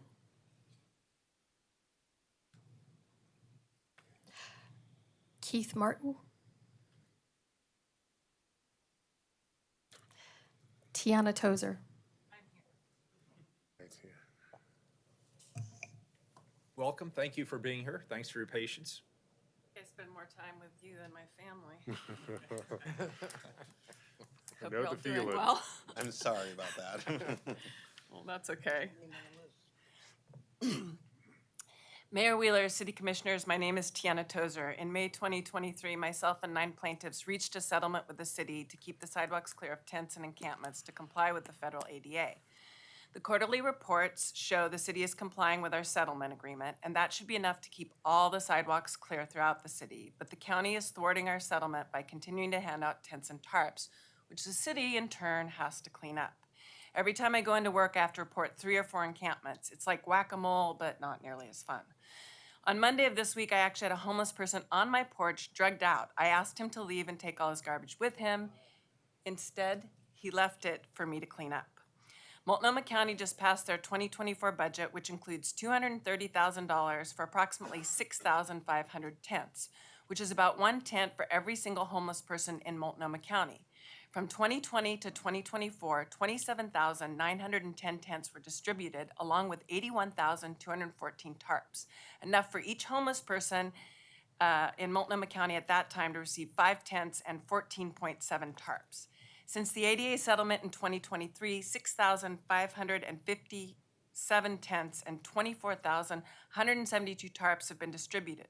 With the new Multnomah County budget, we will be able to provide every homeless person with another tent, bringing the total number of tents to 6 per homeless person since 2020. Tents and tarps are durable goods. Most people own 1 tent. They pack it up when they break camp, and yet here we are providing 5 tents to every single homeless person in Multnomah County. And it has been reported by outreach workers that they collect tents, that they have 3 or 4. Goods provided for free have no value, as you can plainly see, and this is humanitarian aid work 101. In the documents subpoenaed for the lawsuit, I received distribution records. Those are the documents that I've provided for you. I provided you my tallies from those records, a copy of what those records look like, and 3 pages worth of questions about discrepancies. In an audit of Multnomah County released on October 24th, 2023, the auditor stated a government should be able to show if it has actually purchased goods and has actually provided services. We believe that to support transparency, it should be done at the program offer level, not just at the operating fund level. I have more than 12 years of experience auditing grants and contracts. I would not allow Multnomah County to manage $10,000, let alone $31 million. In grant speak, they are high risk. Do we know what our return on investment is? What are we actually getting for my money? And my biggest question is, how do we monitor subrecipients? Have you looked at any of their contracts? You cannot follow the money. I have spent hours with them. I urge you not to renew your IGA with Multnomah County, not just because they are still handing out tents and tarps, but because it is a one-sided agreement that favors Multnomah County. I urge you to read closely the written testimony of Mr. Fruits. If you do choose to renew the IGA, I would suggest to revise it significantly and would urge you to make it contingent on requiring the county to adopt the same policy on tents and tarps that the city agreed to in the ADA settlement. Thank you. Thank you. Lovely seeing you all again. I hope your families are well. Thank you, you too. Appreciate it. Cody Hermeling. Welcome, Cody.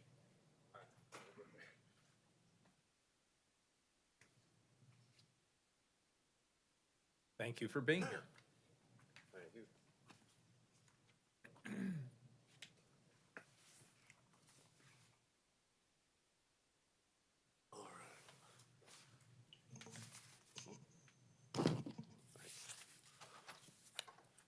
All right, well, it won't be too long, but my name is Cody Hermeling. I'm here basically to just kind of tag along with what Tiana just said and John DeLorenzo. I'm not in favor of this IGA.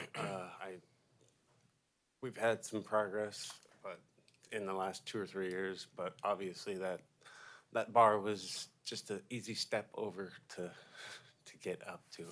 Anyway, but goodness, it's hard to do. I say that you either adopt Mr. Gonzalez, Commissioner Gonzalez's amendments, or we don't accept this IGA. Having tents in the sidewalks consistently over the last few years just takes my roads to wherever I want to go away. Like, I don't have anywhere to walk because I have to walk in the street, as I've explained to you guys multiple times at this point. So I just, let's just not have tents in the streets or in the sidewalks anymore. And not my best testimony, but that's about all I know what to say right now. Anyway. Thank you. Thank you.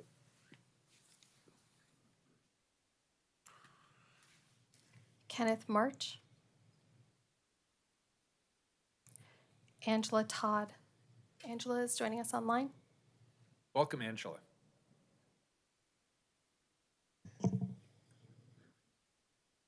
Angela, can you unmute?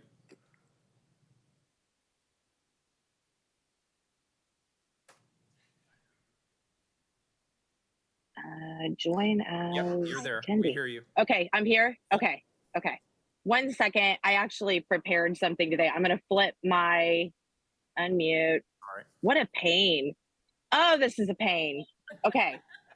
All right, you guys can hear me. I had to transfer sites. I didn't know this was going to go. I have a 12:30, so I stepped outside. So hopefully you can see me. Yeah, we can hear you loud and clear.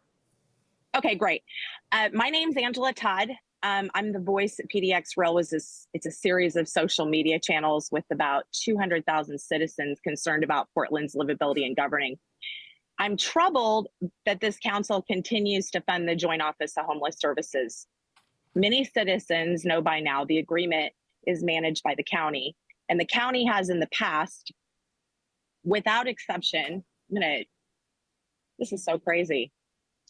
I'm gonna turn my phone, you're gonna have to deal with it, sorry. The agreement is managed solely by the county. The county has in the past shown nearly without exception that their program does not emphasize outcome, but rather output. Listening to the promises today on the phone, I was likening it to an abuser's promise they will change only to return to the same behavior following the trauma they've caused. JOHS has nearly a 10-year record of failed promises, frivolous spending without metrics, accountability, or results in mind. And today we heard they plan to put accountability and visibility in place. Those buzzwords don't mean anything to me based on track record. As a matter of fact, how the metrics will be presented in this dashboard or whatever, it hasn't even been developed, I'm understanding. The shelter system continues to be mismanaged, outreach is nearly non-existent, and case management is unnecessarily cumbersome and it's arduous. In every chapter for nearly 10 years, the county has failed to avoid things like accountability, best practices from other areas in Oregon and the country with better outcomes. So they're not even paying attention to what's working. Audits and community outcries, not just the housed citizens, but citizens that are experiencing homelessness, who we feature, who the press features, support the statements that I'm making here. The city of Portland has managed the Safe Rest Villages well. You know, Mayor, Councilor Ryan especially, I just want to acknowledge you and your staff for that hard work. The neighbors near the Clinton Triangle, for example, have indicated that conditions in those areas have improved. And my fear is that if we just turn this over to the county, it is going to be handled poorly, just like everything they've handled in the past. Knowing what we know about the county's dysfunctional management, why should the city consider turning these sites over to be mismanaged? Insanity, everyone knows, is doing the same thing over and over and expecting results. It's a botched program. It's not helping community livability. I'm running short on time, so I want to say the city gave $42 million last year to this unworkable accountable plan. Certainly based on our proven performance, their lack thereof, the city could better manage and allocate within the city. I'd like to ask your leadership to vote no for unworkability. It's needed for you to step up into that leadership perspective, and it's warranted. Thank you. Thank you, Angela. Loretta Guzman.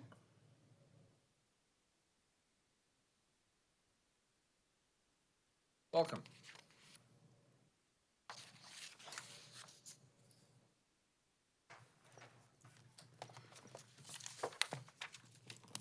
Hi, my name is Loretta Guzman. I live and work here, and I also am a small business owner in the city of Portland. I was born and raised here, and I care is why I am here. The handing out of tents and tarps has been a failed experiment. If our city continues to fund this experiment, it is our city's leaders failing we the people once again. We can look around and see it's not getting better. Our streets are not safer, nor are they healthier. Many tents have caught fire, have had large amounts of drugs and guns stored in them in our streets. I have personally had tents and tarps abandoned on my property, and I am left to clean up the mess and dispose of any garbage left behind, including any paraphernalia, the throw up, all that. Every day I see tents and tarps blocking sidewalks. If our city continues down this road of destruction, agreeing to fund the tents and tarps, our city will be back in court in violation of the ADA and of the settlement agreement. We need permanent solutions, transparency, checks and balances, real solutions towards our homelessness. Thank you. Thank you. Appreciate your being here. John Frederick. Steve Jackson.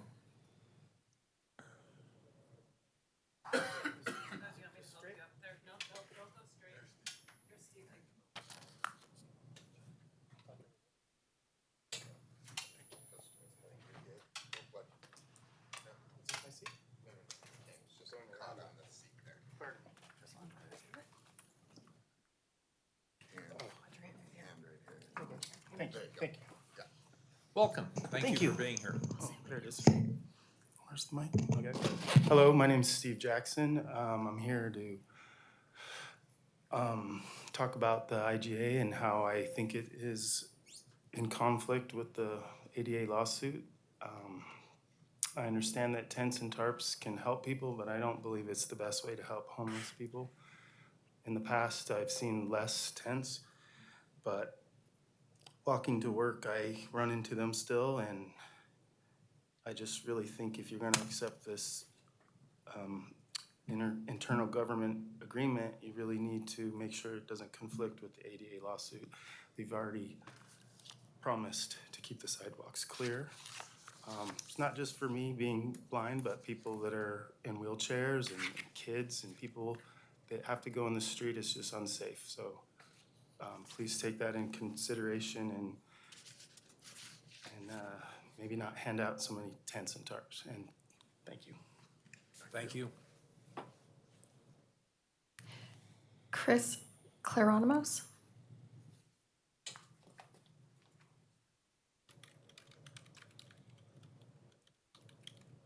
Daniel DeMello. Oh, I'm sorry, Here Chris. comes Chris. Welcome. Thanks for being here. Hi, everyone. Thank you for having me. My name is Chris Claronimos. As she said, I live in the Northwest District. I spoke here about a year ago, and I think much of what I was going to say has been reiterated multiple times, and I was very happy to hear about the amendments. But sitting back listening, I wanted to bring the focus just to the average person, right? There's lots of buzzwords, lots of promises, lots of cross your fingers, And it kind of rings of Mark Twain, right? Lies, damn lies, and statistics, right? It's just all adaptable. It doesn't really mean anything. I think Mr. DiLorenzo, if I have that right, nailed it. A lot of ideology, not a lot of practicality. When you're talking about, in the year since I spoke here last time, I've had over $10,000 worth of property damage, been confronted, my kids have been scared, but on and on and on, right? Ironically, I had to actually move a very inebriated person off my front gate to even get here this morning. I'm constantly picking up garbage, acting as the police force. If you're gonna distribute, and there's no question that there needs to be a humane, people need help. There's no question about that. And I think most people would agree with that. But it can't be my burden, right? I can't be picking up needles. I can't be having my dog OD on fentanyl for sniffing a piece of tinfoil. That is not realistic. The county does not participate. And I can say this honestly because I have called multiple times, I've emailed multiple times at your bequest from my last meeting here. I participate in the problem solvers committees with your staff who have all been excellent. Jackson, Dakota, Ann Hill, amazing people. And we're stymied, right? We're stymied. The average person cannot bear this brunt. Right, and I don't see a successful path when I'm a small business owner here too. I just moved my medical clinic to the Pearl. It's very difficult. Nobody wants to come. You're talking about property values and investment. This problem changes people's behaviors, right? In spending, in empathy, in just their day-to-day livability in the city. They start ignoring everything, right? City's dirty, I'm gonna throw my trash out. People stop caring, right? And so when, the city attorney is talking about, a messy divorce, maybe sometimes that's for the best. Maybe, children need structure, right? And maybe that is the answer because I have an expectation too, same as the county does or the city, but my expectation's that my city and neighborhood doesn't become a third world country, right? I happen to live near the Fred Meyers. They're $6.2 million in the hole every year, bleeding money. And that's an anchor of the neighborhood.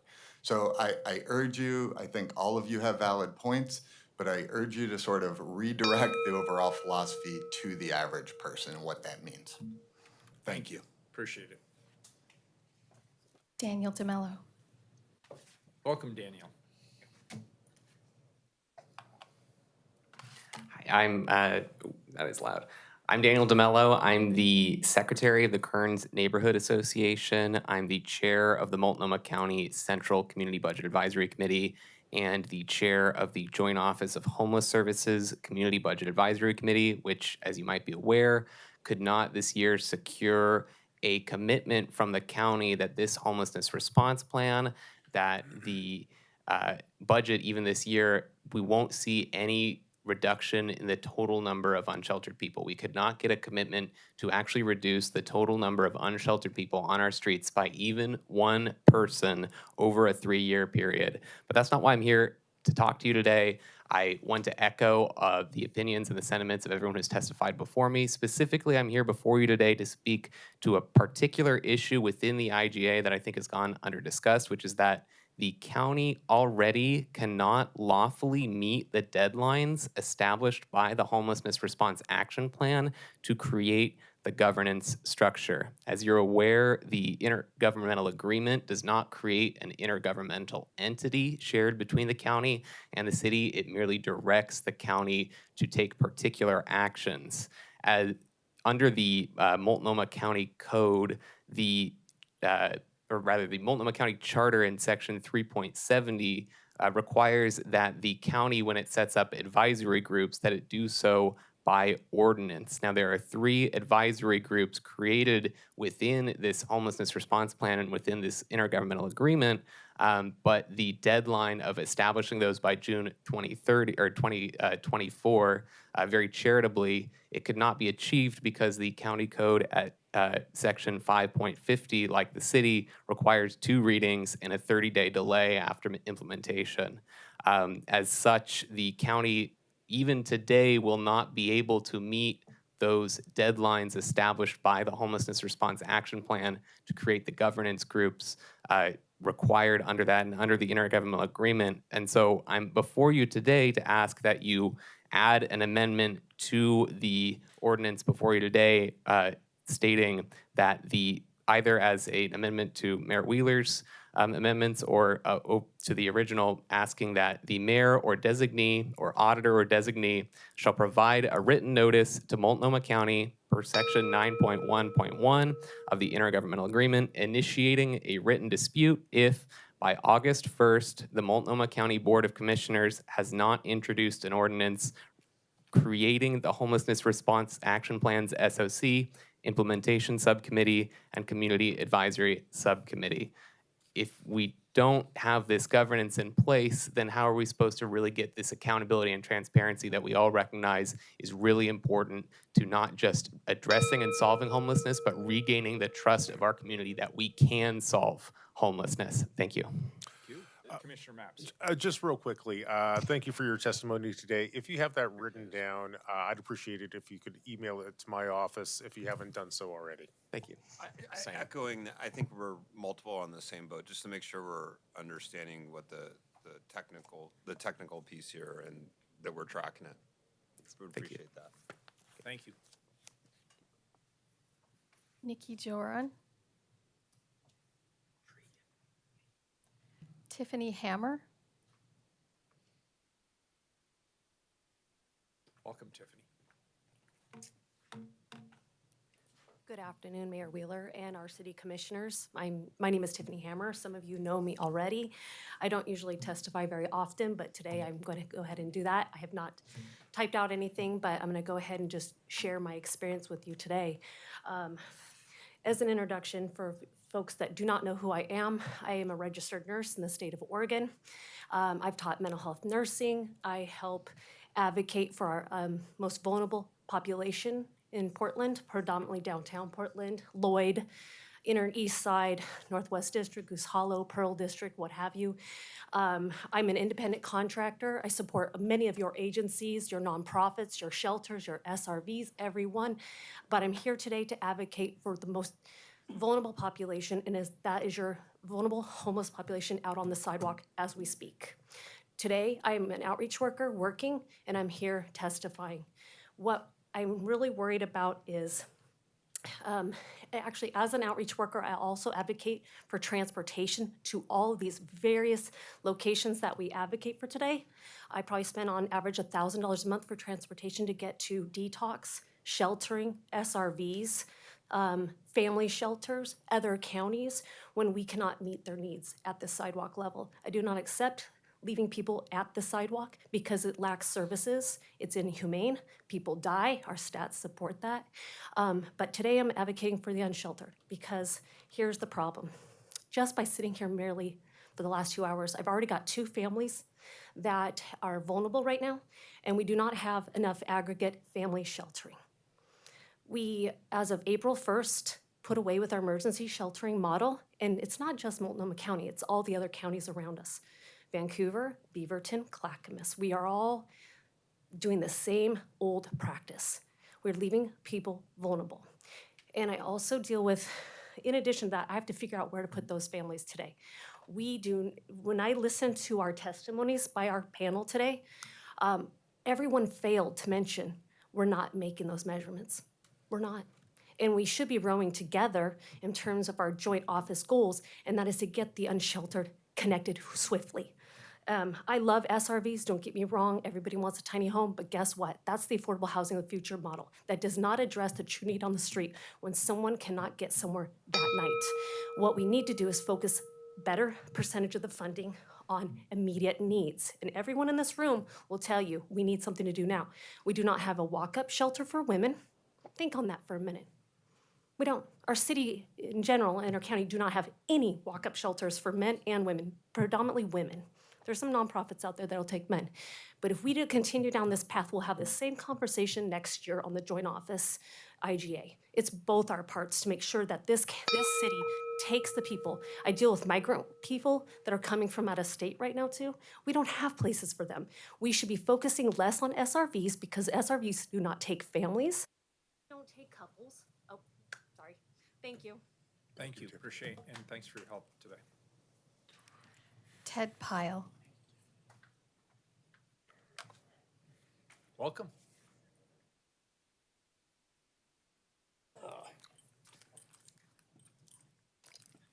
I was run out of Vancouver after they spent $5 million fighting my homeless tiny house village that I owned and occupied. And then one lady that was there lost her toes and entailed a $60,000 and then in hospital bills. And the Colombian said, well, she was better off in Ted's illegal tiny house. But the thing that I really want to focus on is houses that went from $40,000 to $400,000. That creates the homeless problem. It takes, I talked to a lot of young people that have $20, $30 an hour jobs and say, do you think you'll ever want? No, I can never buy a home. The home dream of America has been taken away recklessly. And I come from Germany, and one of the things that I know, Hitler outlawed the selling of property for more money than you paid for it. Because he reasoned when something goes from 40,000 to 300, somebody made hundreds of thousands of dollars that didn't create and do anything. And now homeowners are almost always millionaires, and homeless people can't get into it. I used to kid people when they said, what are you going to do for retirement? I said, I'm going to take a brick. Well, how'd you get retirement out of a brick? I said, you go up to a Federal Reserve, preferably in California where the weather's nice, and you throw it through the bank window, and you got yourself a hot and a cot shelter, and you're taken care of, and I'll probably be out tending the flowers. But this country is filthy rich, and the building department, the code enforcement, they have destroyed my buildings. They've recently, they put a 72-hour notice on my, I was living on Weidler Street, across the street from a friend of mine, and they put a 72-hour notice, and 24 hours later, they towed it off. Then they assured me that they were gonna take it they said they had a lot of 5 blocks away from the Clinton Street place. They put me in the Clinton Street place where I'm at now. And then the next thing I know, it was towed to the city police department, and they destroyed it. And I'm going to sue them for the $5,000 I paid for that Toyota motorhome. Tiny houses and greedy landlords and the building department, which in Vancouver, they sued me for building houses without a permit, for which they'd never given me a permit for, because they don't have a permitting process for tiny houses. So the government is, in a sense, part of the problem. The building department, it costs $15,000 for permits to build a house in Vancouver. So it spreads across all those things, and young people have a very bleak future for home ownership. Thank you, sir. That concludes testimony. All right, very good. Colleagues, any general questions before we get to the amendments? Could I ask a quick question? of Yeah, you bet, Mr. Commissioner Field? Gonzalez. Dan, could I bounce a question off you if it's okay?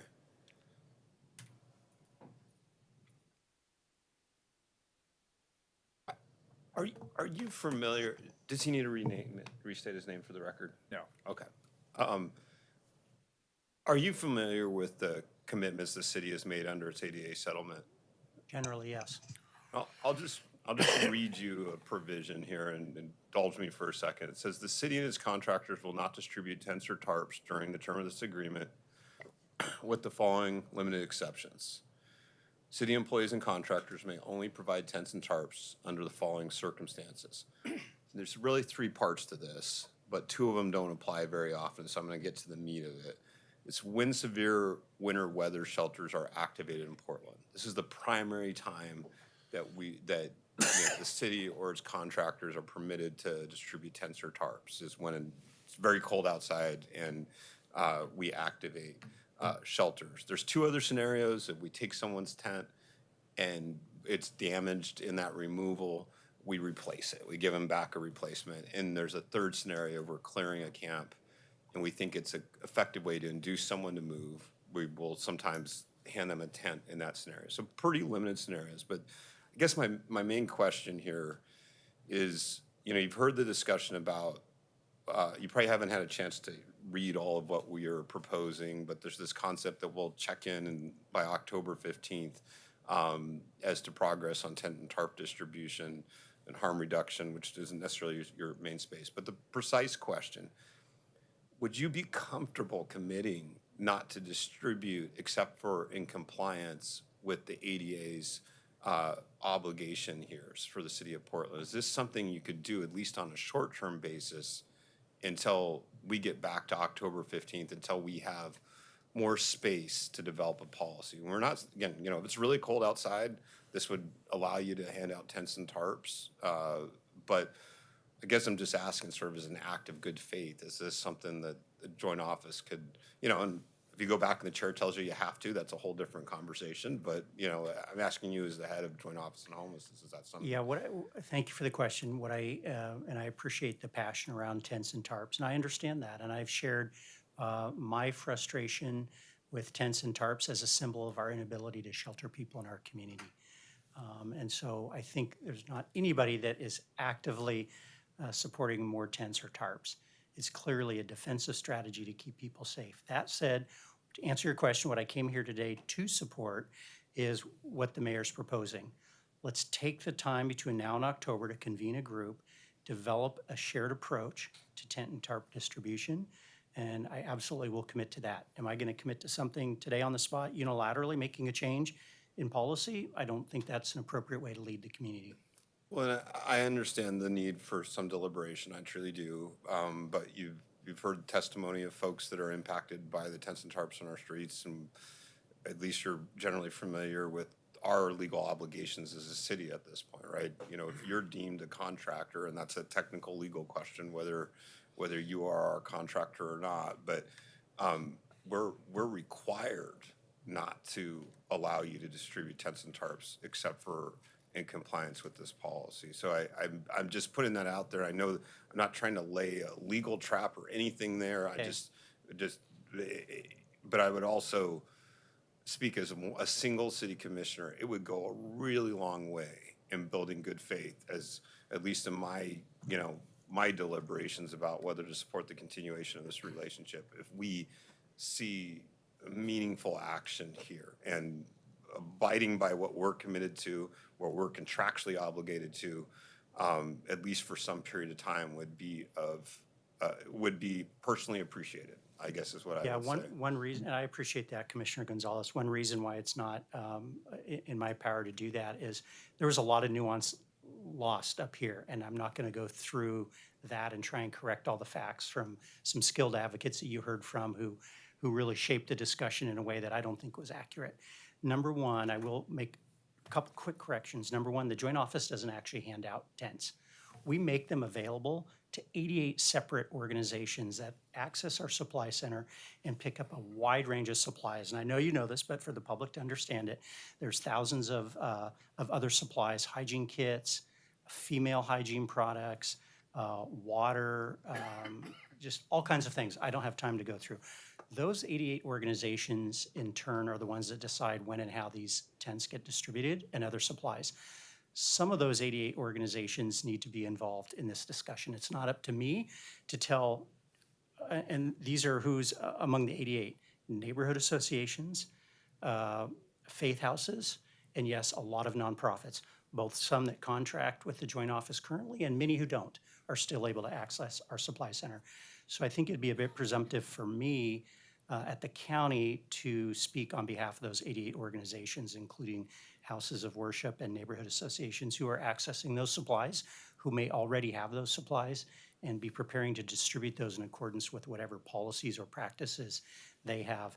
The other thing, one quick thing I do have to, going to take a risk here and correct the mayor. He referenced a large tent. I would posit that many, if not most, of the tents on the streets of Portland did not come from the Joint Office Supply Center. There's a lot of other sources of tents, and even if the Joint Office were to pause or stop distributing tents, that would not change the practice of those 88 nonprofits distributing tents to the streets of Portland. So if we want to get to the deeper issue, I think it does require more discussion. And the last thing I'd want to do is make a grand proclamation from the joint office or the county about tents and then have nothing change on the ground. That would be not a great outcome. No, and I think your point about the variety of distribution models for tents and tarps on the streets of Portland is fair. They're not all coming from the Joint Office on Homelessness. Part of the problem, though, is we don't really have a way to quantify these other sources. At least we now have, thanks to some good public records requests and tracking, we have some visibility as to what Joint Office does, and you happen to be a government partner. So we have very direct access to you and a broader relationship. What I would submit, when we had to take on distribution of tents and tarps inside the Fire Bureau and to a certain extent drug kits, because we discovered that some of that was happening through Portland Street Response, we simply took it off the shelves and set a declaration. So yes, if something's already out to your partners, that's one problem. But taking it off the shelves is a pretty effective way to immediately disrupt those flow. You could do that tomorrow without having to engage with the ADA. At least that's what we had to do when we wanted to put a immediate end to the flow while we contemplated longer term policy. Yeah, and again, the joint office doesn't distribute that. So in one sense, we are complying with the lawsuit settlement and the fact that the joint office is not handing out tents in violation of that. I really think we've got to get those organizations around the table and get agreement on what a shared community policy looks like with tents. So, I'm not sure it's that we can turn it that cute. I mean, if you're making available a warehouse where others can take tents and tarps, that to me, you're facilitating the distribution of those tents and tarps. So I understand what you're saying. You're literally not the ones handing a tent and tarp to someone on the streets of Portland, but you do facilitate a warehouse where people are getting those supplies with the intent to distribute to folks on the street. And we're also, to build on your point, we're literally not the ones setting the policy around distribution. Those are those organizations who I don't know, I haven't queried them. They may have their own policies on when tents get distributed. So I think if our goal is to actually address the way tents are distributed on the streets, we've got to engage those organizations. And certainly the joint office will be part of that. And if we reach agreement around a tent distribution policy in our community, we would absolutely then ask organizations that we distribute to comply with that in order to continue accessing our supply center. So one last question, is there any existing policy or procedure at the joint office at this point in time that addresses how your partners can distribute or use those tents or tarps? Not to my knowledge. So it's literally they can walk in, take as many as they want? No. So No. just walk me through what the current You asked rules about are. our policy for distributing them, and we don't have one of those. We do have limits on what people can access. And I'm scrolling here through, I apologize, those 88 organizations, neighborhood associations, et cetera, there's a limit to the number of times they can access the supply center. And when they're there, I think the limit is 5 tents per visit. And so the way we sort of titrate distribution is we have limited supplies, and so we limit people's access to the supply center. And of course, when they're there, as I said, they're getting many other supplies, including supplies that we can safely say have saved lives. We distribute a lot of water, which of course during the summer we know has protected people who can't get to severe weather shelters. Yeah, and I want to be crystal clear that I don't want us to combine two different things. I mean, the distribution of life-saving supplies, water, hygiene kits, that's not in dispute here. We're talking very focused on tents and tarps. And to the extent you can share anything with our office just on the limits and how that's currently working, that would be great offline. I would be glad to do that. I have a memo just recently finalized that will give you all that detail. Okay. We're glad to share that with you. Thank you. I'm good. Commissioner Gonzalez, Commissioner Maps. Sure. Just a quick question, Director Field. I'd love to get your perspective on, frankly, I think an assumption that I hear on this side of the table, that it is possible for the city and the county to have a collaborative, constructive conversation, which ultimately results in a agreed upon policy for the distribution of tents, tarps, and needles.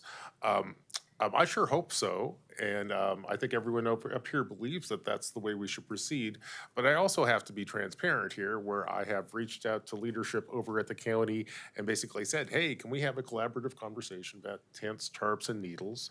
And the response I got back was, well, no, tents, tarps, and needles are a public health issue, and they're a harm reduction issue, and public health and harm reduction are clearly county responsibilities. So, Commissioner Maps, respectively, stay in your lane.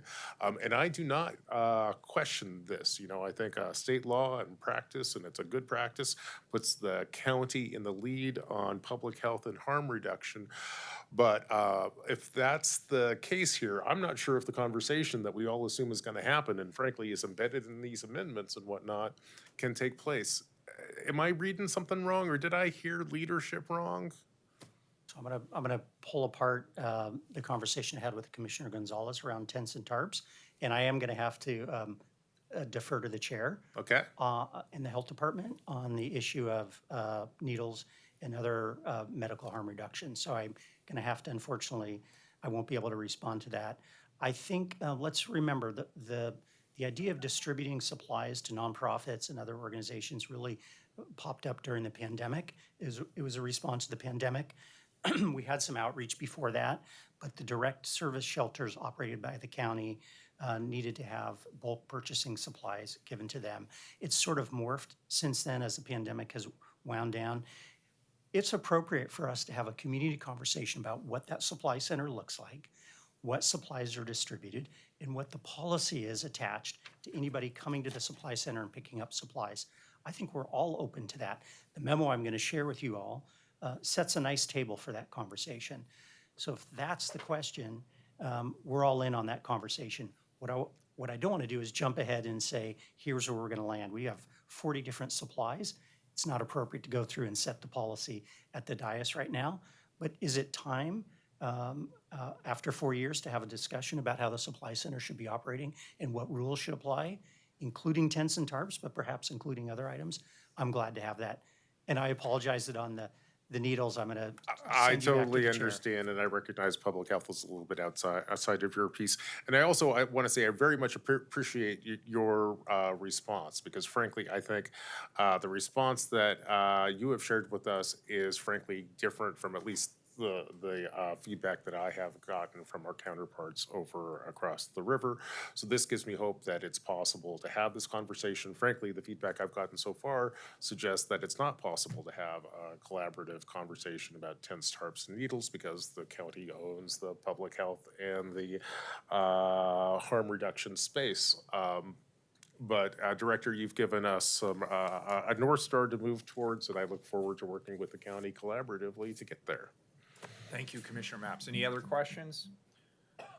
Wheeler 1, which is the comprehensive package of directives. Any further discussion? Please call the roll. Ryan? That was a quick transition. Maybe I'm just so hungry that I need to ask a clarification.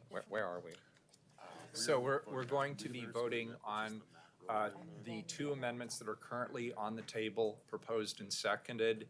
And then subsequent to that, any closing thoughts anybody has on this, then we'll move to second reading. Yes, Rebecca, you had no. Okay, so I offered a friendly amendment. I'm sorry. Actually, can we do a timeout? I think some of us are just trying to figure out the process. Commissioner Okay, so Rubio? Go, What are we Commissioner. voting? I'm Yeah, glad I'm not sorry, alone. I missed what you just said. Okay, so sorry, Megan. Okay. That's fine. Doesn't matter what it's called. We'll call it MAPS 1, which is the comprehensive package of directives. There are 12 directives included. If there's no further questions on that, we'll call the roll. Commissioner Ryan put forth an amendment. We will call the roll on Commissioner Ryan's amendment. It's my understanding that those are the only two amendments currently on the table, unless somebody wants to put something Do else. mine first. Can we do Commissioner Ryan's first? If you Because it prefer. would I have no problem. Basically, the collective we amendment that we've all been Okay, working we on. can move Commissioner Ryan's first, then we'll move Commissioner Beagle, Maps. does that make sense? Second, and then we'll move the entire pack. Either way is okay, so it's Good. up to I'm just looking at the most expeditious way to move through the two packages of amendments that are currently before us. Then we'll move the whole thing to second reading. Would you object to hearing Commissioner Ryan's first? I have no objection. That's what we just did, right? Yeah. Okay, just want to make Are we all on the same page? Since I vote first, that's why I'm a little more sensitive to this. Okay. All right. That's good. All right, so no further questions. We'll go to Ryan, amendment number 1, and that is with regard to the Strategy and Oversight Committee. Any further discussion? Seeing none, please call the roll on Ryan. Ryan 1. Yeah, clearly I'm going to support this. I think that we have, I've experienced a governance system that continues to lack the accountability necessary at that level. And until we shake that up and make it more objective and put in people that have that expertise and independence but aren't getting paid by the SHS system, I think we really risk having it be outside of what you could really see when you want to see real change. So I've been in dialogue with the mayor's office about this for a few days, and I know yesterday in the morning the language that I have in here was there, and then it was watered down a bit. I have watered down PTSD from last year, so I'm going to make certain that we get the teeth back into this, and I'm delighted therefore to vote aye. Gonzalez. Aye. Maps. Aye. Rubio. My position on this, and I would just want to say, Commissioner Ryan, I really appreciate what you're trying to do here, and I really appreciate your focus on transparency and making sure that we have clear roles and responsibilities. I just have a slightly different view that the public's counting on us as leadership to get this done and set this direction and to take responsibility. So for me, it's just a slight difference in terms of I support expanding. However, I think it should occur after there's alignment among leadership, since leadership needs to be responsible and take accountability with the public. So just for that reason, I vote no, but not for long term. Wheeler. So I also appreciate the sentiment as we discussed yesterday, Commissioner. I'm opposed to this amendment for a couple of reasons.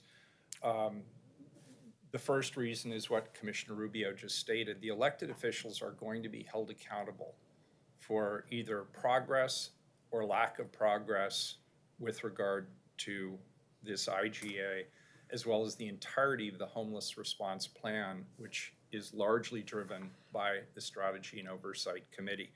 There was a lot of work that went into the structure of these various committees, and in particular, it's notable that these interests are already represented on other committees that are part of this overall process. As I indicated earlier, I think there may be a lack of clarity on who would serve in these roles. Pretty much anybody is a taxpayer and could serve as a taxpayer on this committee. Similarly, there's a lot of people who are business owners and operators in this community. Are they there to represent business? Are they there to represent people who feel they're paying too much in their taxes? It's not clear to me how they are going to fit into the overall question of strategy and oversight. And last but not least, and I've not been secretive about this, I think on net, it is better for us to be in this IGA than to be out of this IGA, for the simple reason that we do not provide behavioral health services, we do not provide public health services, we do not provide substance use disorder treatment, and the county does. And we're reliant on the county to deliver those services in coordination with us. And I agree with my colleagues, there have been a lot of problems in our interactions with and our partnership with the county, but those have largely been personality conflicts. And what we're trying to do here is create a structure of governance so that when a new mayor and a new council and presumably a number of new county commissioners, potentially the majority of the county commission, that we have a structure that is functional, that works for them. And my concern is that with the passage of this, the IGA now goes back to the county, and our fate is now in the hands of the Multnomah County Commissioners. This could prove to be a poison pill. that terminates that relationship. And if that happens, I'll commit to the public, we just passed a great budget. It still has the Public Environmental Management Office cleanup. It still has the IRP to remove problematic camps. We still have full funding for TAS and SRV through one more fiscal year. But in the absence of this partnership, it's not clear to me what the future looks like. So I vote no, that the amendment passes. And then we'll get to MAPS number 1, which is the collective, well, actually, let me ask a clarifying question of legal counsel. I believe it is the collective set of directives as amended by the First Amendment, correct? Okay, great. Any further discussion? Call the roll. Commissioner Mapps. I'll just deal with it in my vote. Perfect. Call the roll. Ryan. Aye. Gonzalez. I want to restate for the record, I have deep ambivalence about the future of this IGA for our community. We've seen Clackamas and Washington County make progress on homelessness without a joint office on homelessness. And the basic structure is a legacy of an era that's no longer true. The county now has a substantial resource financially outside the city of Portland to support this the joint office. And I say that all, I will continue to have deep concerns. I'm happy that we have addressed tense tarps and harm reduction in a more thoughtful way. I also want to acknowledge I've compromised here in agreeing to this provision, essentially giving the county another 105 days for us to see if we can reach an agreement here. I fully hear Commissioner Mapps's question as to whether we're going to be capable of reaching agreement on tense tarps and harm reduction. There's clearly a lot of work to go, a lot of work to do there. Also, really wish we wouldn't see tent and tarp distribution by contractors of the Joint Office on Homelessness while we sort this out, particularly in the summer months when it's not necessary to prevent serious injury or death from cold weather. It's just not a factor right now. And this would be an ideal time to pause tent and tarp distribution in many respects. I do want to call out, I really appreciate the testimony of those in our disabled community. They show up time and time again to be an advocate for themselves and for their community. It's deeply appreciated. In the complex topic of the unsheltered population, we have many constituents whose interests we need to consider. So I leave all of that. I am a yes on this, and we'll see how the next couple of months go. Maps. Just for folks watching at home, I think it's important to recognize two different things. We have a couple of different conversations that we still need to get through before we put this ordinance to bed. One are the amendments before us today, and I'm going to pretty much focus my comments on that. And then next week or sometime in the future, we'll have a final vote. On the amendments before us today, I do want to very much express my appreciation to the mayor's staff and the staffs for all of our teams who have literally been working around the clock to try to build a consensus document in terms of where we can make, how we can make this piece better. I also, I think Mr. DeMello's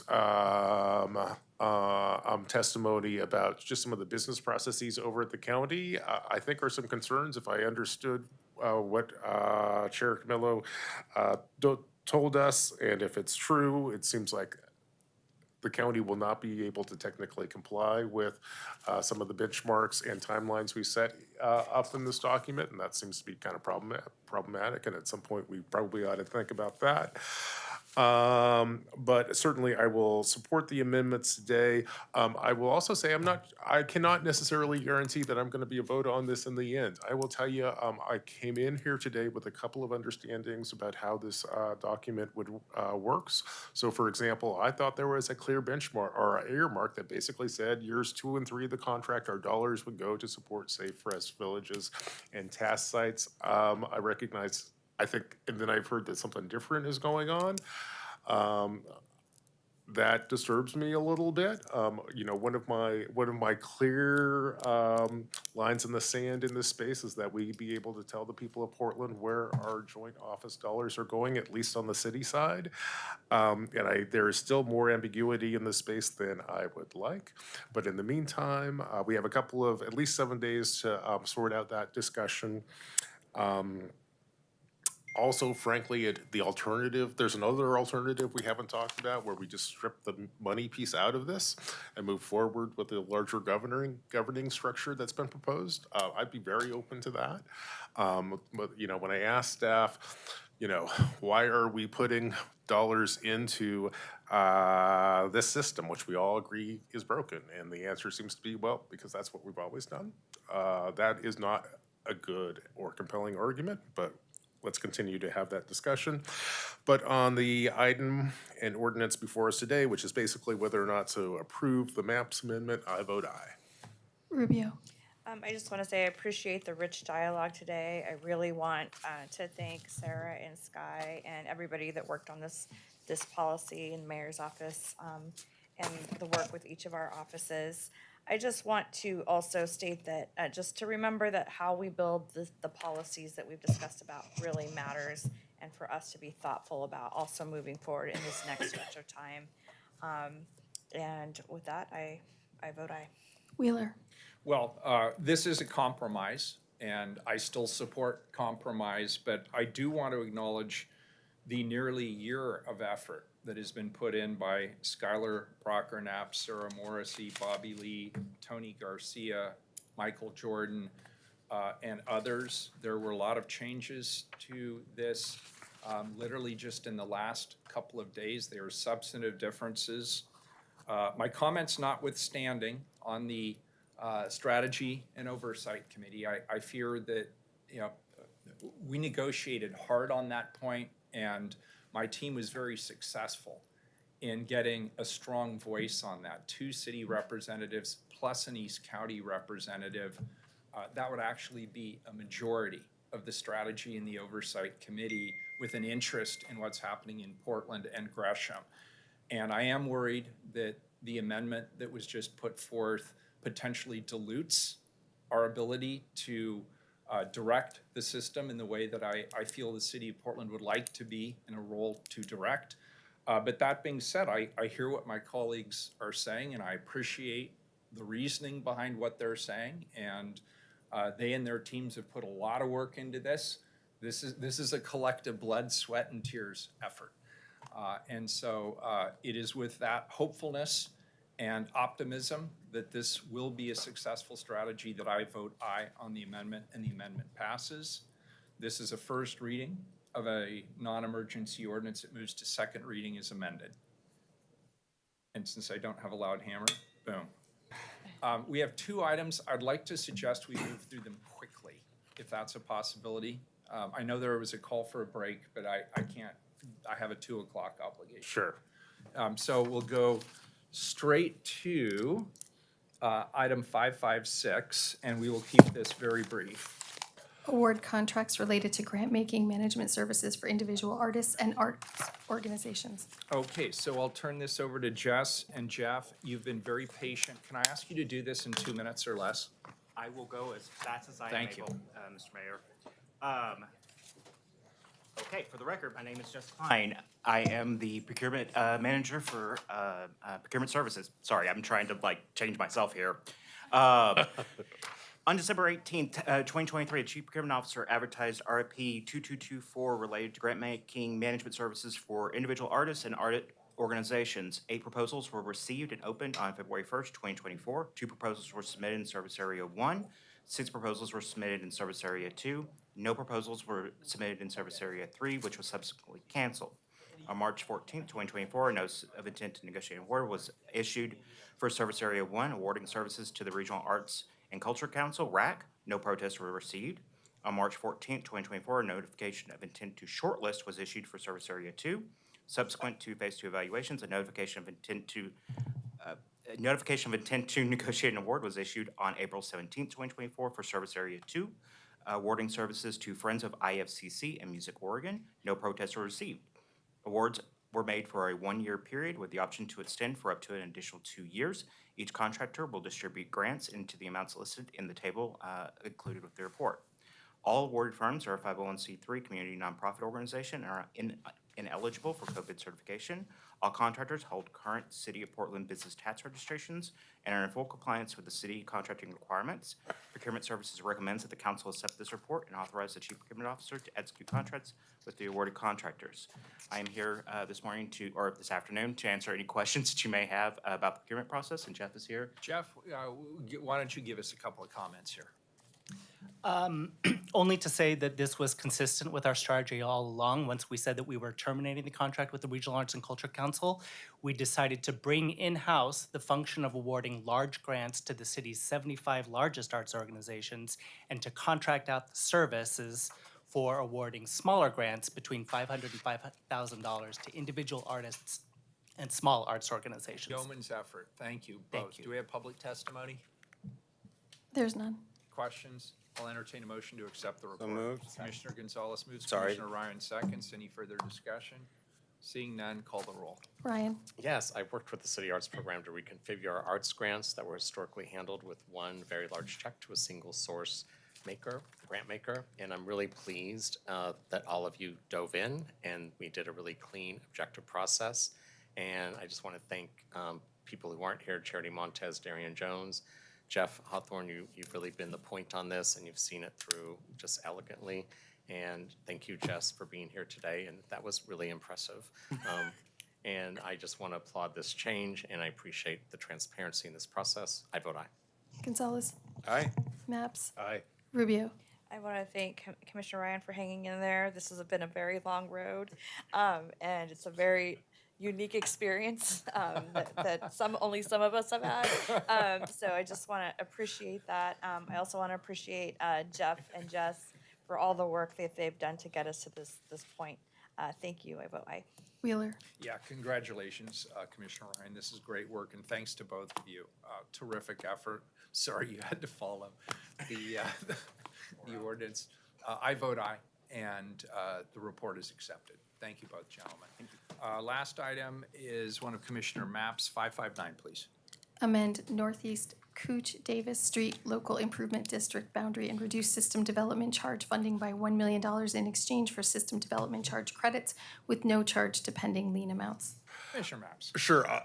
In keeping with the last item, I'm going to keep it brief. We have Andrew and Matthew here to tell us about a PBOT item, which would basically amend a lid that we have in place. And I'll just turn it over straight to staff. Thank you, Commissioner Mapp. For the record, I'm Andrew Abbey. I'm the city's local improvement district administrator. We will be extremely brief this morning, no PowerPoint presentation.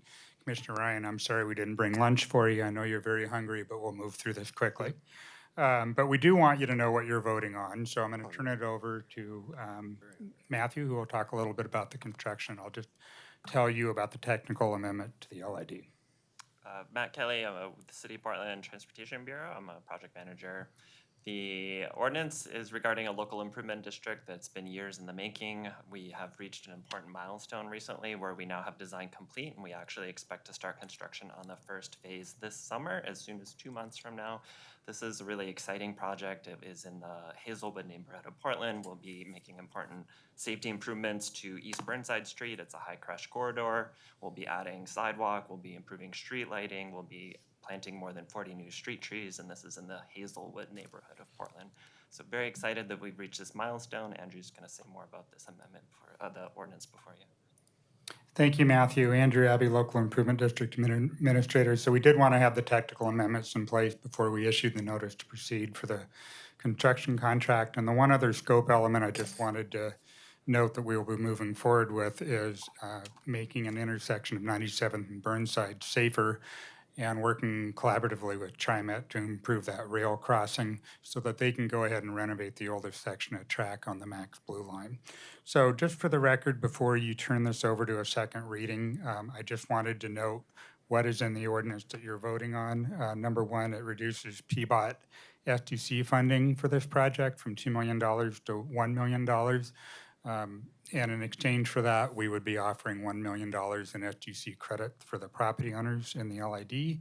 You have on the written record one letter of support that represents the majority of the property ownership in the LID. That arrangement helps out PBOT with our financial situation because it's the issue of the timing of an upfront $1 million SDC contribution versus an SDC credit later. So it's mainly just to help with PBOT finances. The other thing that this ordinance does is it authorizes utility undergrounding work as part of this construction contract that you will be awarding, I believe, next week. And it also builds new water mains and gateway to support the multifamily development that'll be part of this LID. And again, that's part of the construction contract.